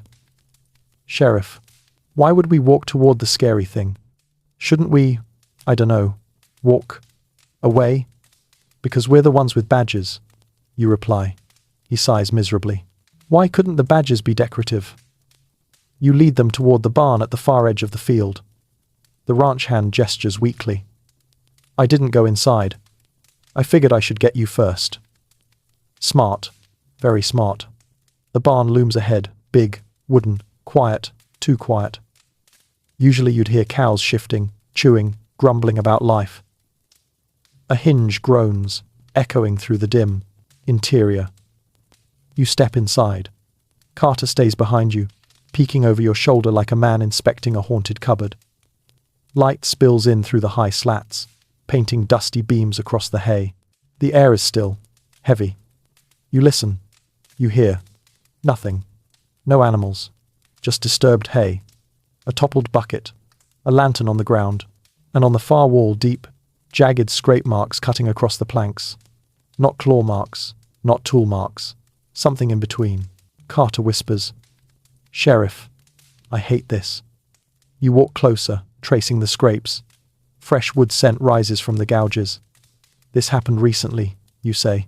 At your feet lies a tuft of coarse, dark fur. Not cow, not horse, not anything you want to see up close. You bend to pick it up and then you hear it. A sound. Far off, from the trees beyond the fence line. Low, long. Not a howl, not a scream. More like a call. A deep, resonant vibration that rolls across the field like thunder trapped inside a throat. The ranch hand steps backward so fast he nearly falls. Carter grabs your arm. "Sheriff," he whispers, "that's not wind." "No, it's not." The sun drops lower, lighting the ridge in dark gold. Long shadows stretch toward you like reaching fingers. Historians still argue whether frontier communities exaggerated such sounds, or whether something ancient and unknown roamed the edges of early settlements. Whatever made that sound, it's close. And it's not finished moving. You turn toward your deputy and the ranch hand. "Back to town," you say. "Now." Carter nods so fast his hat nearly falls off. The three of you move quickly, boots pounding the dry earth, leaving behind the broken fence, the gouged wood, the strange tracks, and the unsettling certainty that tomorrow's problems are going to be much bigger than today's. And as you walk, you feel eyes on your back, watching, waiting, following. You don't stop moving until the first lanterns flicker awake along Main. street yellow circles of warmth pushing back the rising dusk. The moment you cross into town limits, the world feels different. Not safer, exactly, but smaller, contained. Like whatever's out there prefers the open dark and won't step this close until night has fully claimed the sky. The ranch hand mutters a terrified thank you before sprinting toward the boarding house. You don't blame him. If you could sprint without alarming the entire town, you probably would too. Instead, you keep walking slow, deliberate, sheriff-like, pretending your heart isn't knocking around like a loose nail in a tin can. Carter stays glued to your side, whispering, "Sheriff, please tell me we imagined that sound." You shake your head. "I don't think our imaginations synchronize that well." He groans into his hands. "Why couldn't it have been the wind? Or a large frog? Or a dramatic cow?" You pat his shoulder. "Deputy, no cow makes that noise. Not even a determined incomplete. Cow? No." He sighs. "That's what I was afraid of." You angle toward the jailhouse, the place where you think best, and the place where the walls are thick enough to soundproof whatever panic you're trying to hide. Evening paints the building in soft blues and golds. The interior glows gently through the window, lit by the lantern you left burning earlier. "Sheriff," Carter asks as you step inside, "what exactly are we doing?" "Thinking." You say. "What about?" You close the door behind you. The click feels too loud in the quiet. "Everything." He nods, pretending he understands. The jailhouse is still, calm in that oddly comforting way small, sturdy spaces can be. The wooden floor creaks as you walk to your desk and strike a match to relight another lantern. The warm flame blooms upward, washing the room in orange. Jenkins snores softly from inside his cell, curled like an exhausted possum. You envy him. Some people find peace no matter the circumstances. You find paperwork and existential dread. You sink into your chair with a sigh. Carter hovers near the door like someone waiting for a dentist appointment. "Sit," you tell him. He does, instantly, gratefully, on the bench across from you. The two of you sit in silence for a moment. The lantern hums faintly. Jenkins murmurs something about cornfields in his sleep. A night insect taps gently at the window. Then you pull from your pocket the little woven charm twine twisted into the shape of an eye. You set it on your desk. Its shadow stretches across the wood like a warning or a plea. Carter leans forward. "Sheriff, are you actually keeping that thing?" You stare at it for a long, still moment. Then, "Yes." "Why?" "Because it keeps showing up." Carter inhales sharply. "Sheriff, what if the charms are a sign?" "They're always signs," you say. "But of what? Fear? Superstition? Or something real?" You rub your thumb over the rough strands. On the frontier, those lines blur. A mainstream historical fact pushes into your mind. Many communities use protective charms without fully understanding their origins. Blended traditions. European, indigenous, folk customs mixed together in the dust. Historians still argue which beliefs were symbolic and which were warnings passed down from lived experience. Carter lowers his voice. "Sheriff, that sound in the trees. I know. The tracks. I know. The fence. I know." He swallows hard. "Are we in danger?" You don't look at him. You stare at the charm instead, its woven eye staring back at you, unblinking. "Not yet," you say. "But soon. Probably." Carter goes pale all over again. Heavy footsteps approach from outside, measured, confident, not panicked. The door creaks open, and one of the strangers, the sharp-eyed rider, steps inside without asking permission. His presence shifts the air in the room. Even Jenkins stops snoring. The rider nods at you. "Sheriff." You nod back. "Need something?" He glances around before speaking. "Just wanted to let you know we heard that call too. From the boarding house porch, out by the ridge." You raise an eyebrow. "Sounded familiar?" He nods once, slowly. "Too familiar," Carter squeaks. The rider steps closer to your desk. Shadows carve hard angles across his face, but his voice remains steady. "We tracked something across 3 counties. Always kept to the hills. Always watched from a distance." His jaw tenses. "It's getting bolder." You study him. "What is it?" He hesitates. Then, "I don't know." You feel that answer settle in your bones like cold water. He taps the woven charm on your desk. People use these when the old stories started coming true. Doesn't mean they help. A pause, but it means they knew something was coming. He turns to leave, but stops at the door. Keep your lanterns high tonight. A beat. And don't wander alone. Then he's gone.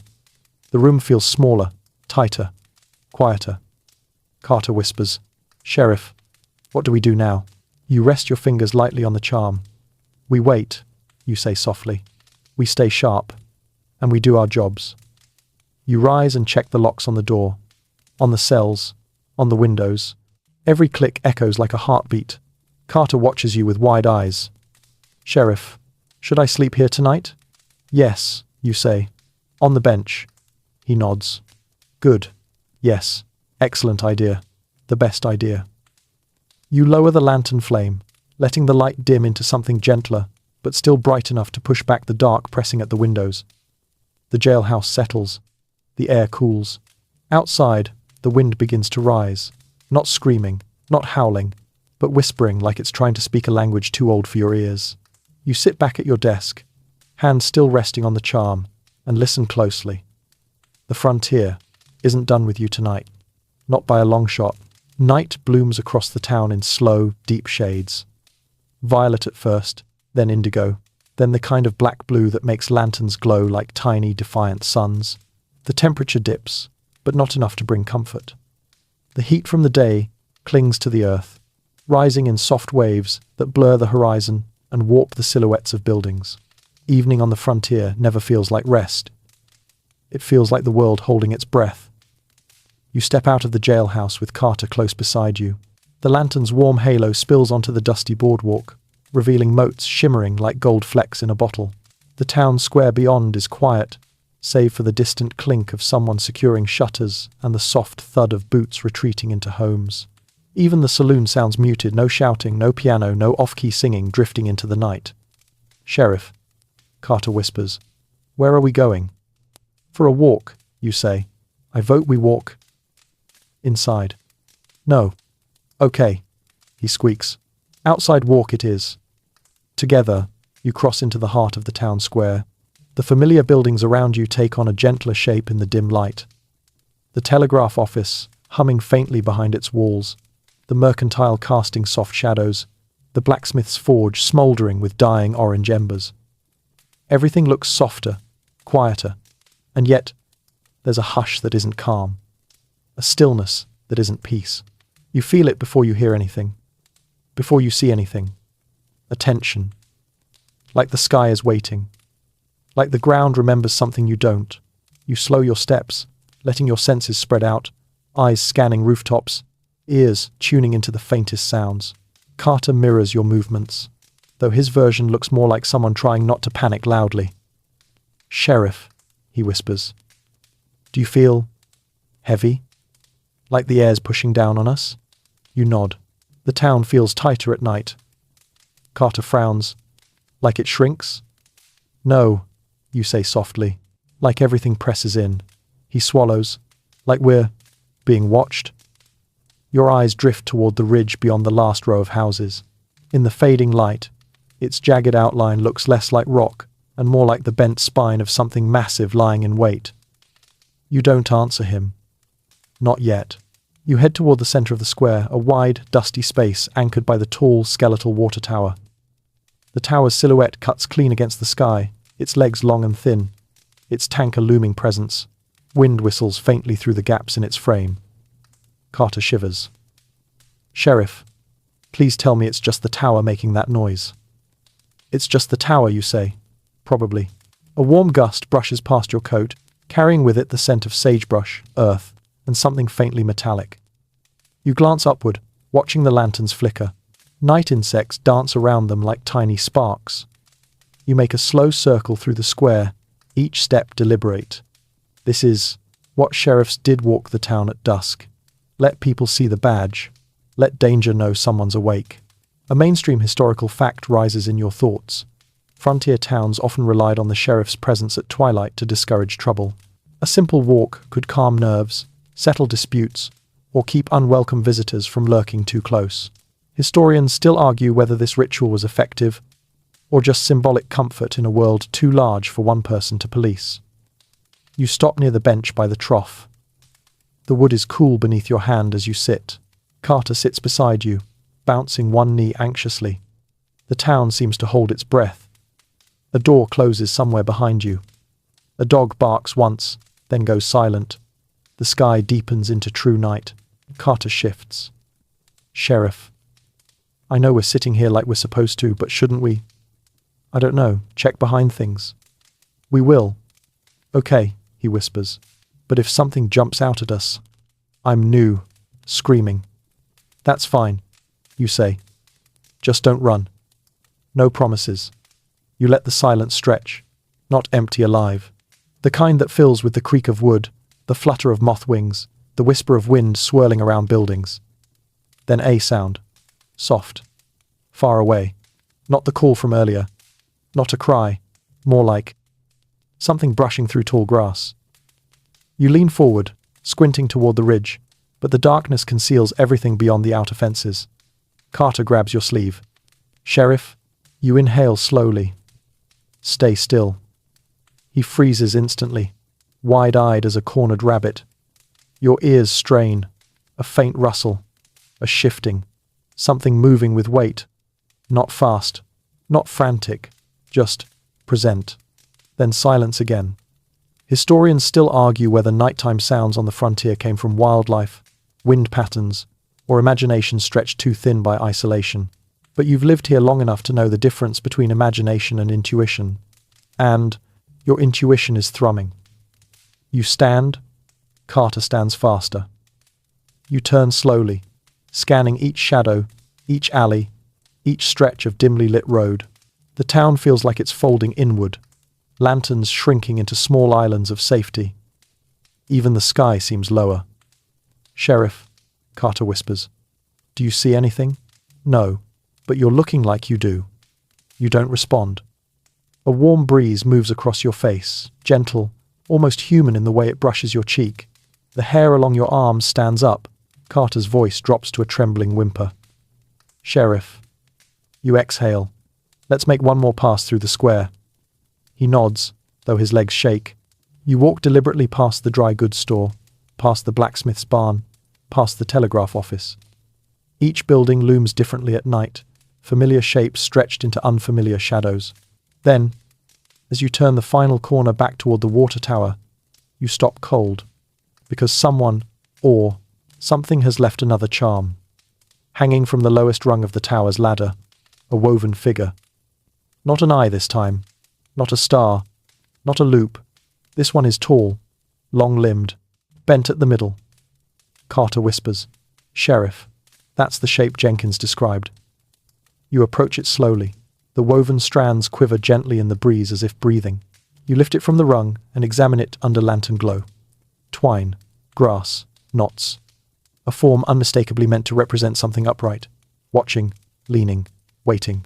Your breath leaves you in a long, slow exhale. Someone in this town knows more than they're saying. Someone is warning you. Or someone is inviting something in. Carter looks ready to faint. Sheriff, he whispers. Should we panic now? No, you say. Later? Maybe. You pocket the charm and scan the horizon again. Still nothing. Still watching. Still waiting. The wind shifts, gentle but insistent, like a breath whispered against your ear. You place a steadying hand on Carter's shoulder. Come on, you say softly. We're heading back to the office. As you walk, the night closes around you, not hostile, but aware. The lantern rattles lightly in your grip. You don't look back at the ridge. You don't need to. You feel it. The frontier is restless. And tomorrow, something will break. The jailhouse feels different when you return, quieter, heavier, as if the walls themselves have been listening to the night outside and now refuse to speak. You close the door behind you, slide the latch into place, and let the lantern light settle into the corners like a nervous guest. Carter stays glued to your side, clutching his hat like it's a flotation device on a sinking ship. Jenkins snores from his cell, blissfully unaware of charms, tracks, or unnatural calls in the dark. His rhythmic breathing, is oddly comforting proof that at least one soul in this town can sleep through existential dread. You set the latest charm, long-limbed, bent, unsettling on your desk beside the other two. They sit in a small, eerie row, like witnesses waiting to testify. Their shadows stretch along the wood in strange shapes. Carter stares at them like they might animate at any moment. "Sheriff, I don't like how they look at me." "They don't have eyes," you remind him. "They don't need them," he murmurs. You run a hand through your hair and sit. The chair sighs beneath you, a long, ancient groan that sounds like agreement. Carter sinks onto the bench, curling his legs slightly so nothing can crawl under them. A smart precaution, honestly. For a long moment, neither of you speaks. The lantern flickers. The floor creaks softly. The wind brushes against the window, its voice thin, rattling the glass. You keep your breathing slow, even. "Sheriff?" Carter finally whispers. "Yeah. What if this is bigger than us?" You look over at him. His expression is small, worried, hopeful, searching. Then, you say quietly, "We handle our part anyway." He nods, swallowing hard. A mainstream historical fact floats to you. Frontier sheriffs often face threats without the luxury of backup. No reinforcements, no telegram to summon help, no cavalry, unless you were very lucky. Most dangers, natural, human, or rumored, fell squarely on the shoulders of whoever wore the badge. Historians still argue whether this burden made sheriffs stronger or simply more tired. You're leaning toward tired. You stand and move to the window. The town lies under a blanket of night porch lights glowing, chimneys giving off faint ribbons of smoke, silhouettes moving behind closed curtains. The people you protect are inside, safe, for now. The ridge looms beyond the last row of structures, darker than the sky around it. Its shape pulses faintly with shifting moonlight, still silent, still watching. You can almost feel its breath on the wind. Carter approaches, beside you. "Sheriff. Should we tell the others? The whole town?" You think about it. The panic it would cause, the rumors it would spark, the chaos. "No," you say softly. "Not yet. People deserve a night of peace." Carter nods. "Even if danger's real?" You turn to him. "Especially then." He looks at you like that's both wise and terrifying. Another breeze slides through the cracks in the window frame, stirring the papers on your desk. Jenkins rolls over and mutters something about chasing butterflies. Somewhere outside, a dog barks once, sharply, then stops. The silence that follows is thick, expectant. A sound taps at the edge of your awareness. You stiffen. Carter freezes. Not footsteps, not wind, not the call from the trees. This time, it's the telegraph. A faint, rapid clicking from across the street, urgent, inconsistent. Frantic, Carter squeaks. "Sheriff? The telegraph is sending itself messages?" "No," you mutter. "But someone is." You grab your hat, push out the door, and cross the street at a brisk pace. The air is cool now, almost cold, carrying a metallic taste.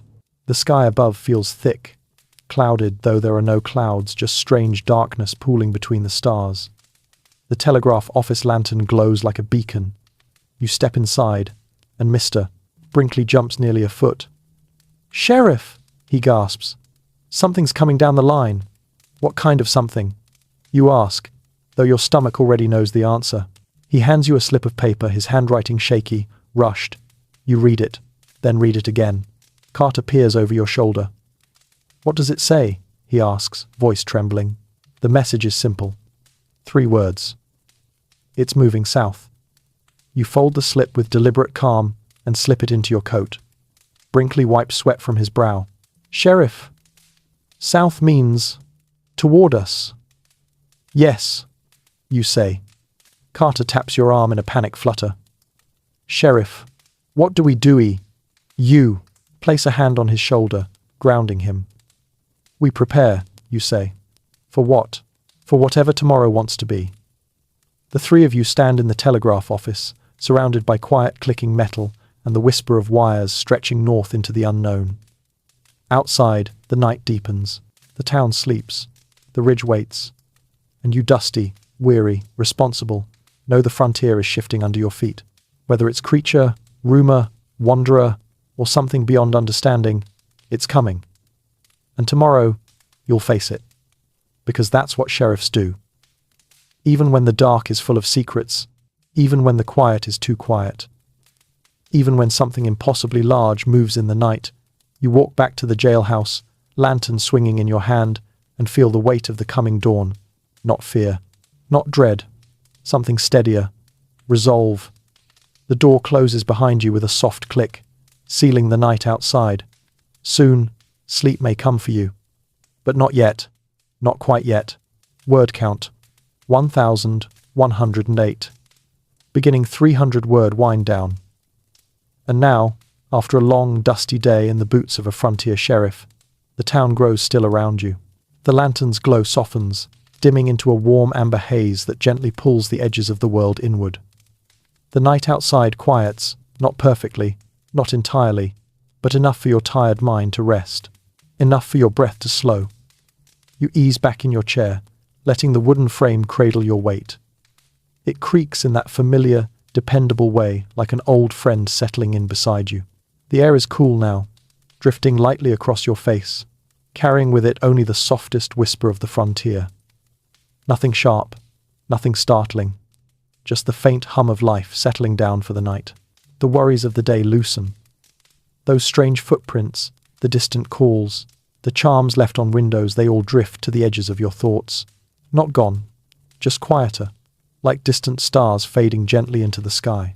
They'll be there tomorrow. The frontier always keeps its mysteries. But for now, they can rest, and so can you. The lantern flickers once, twice, then steadies, its glow growing rounder and softer, wrapping the room in an easy, golden calm. Jenkins snores faintly in the corner. Carter shifts on the bench, his breath deepening into slow, steady rhythms. Even the dust settling in the air seems to float more gently, moving like tiny feathers drifting down through warm light. Your eyelids grow heavier, not suddenly, but gradually, like a curtain lowering 1 inch at a time. Your chest rises and falls in an even rhythm. The world feels far away now, softer, simpler, safe enough to let go. And as your breathing deepens, the weight of the day melts into the quiet night, leaving only stillness and the slow, comforting sense that dawn will wait for you. Sleep well, Sheriff. End of script. Sweet dreams.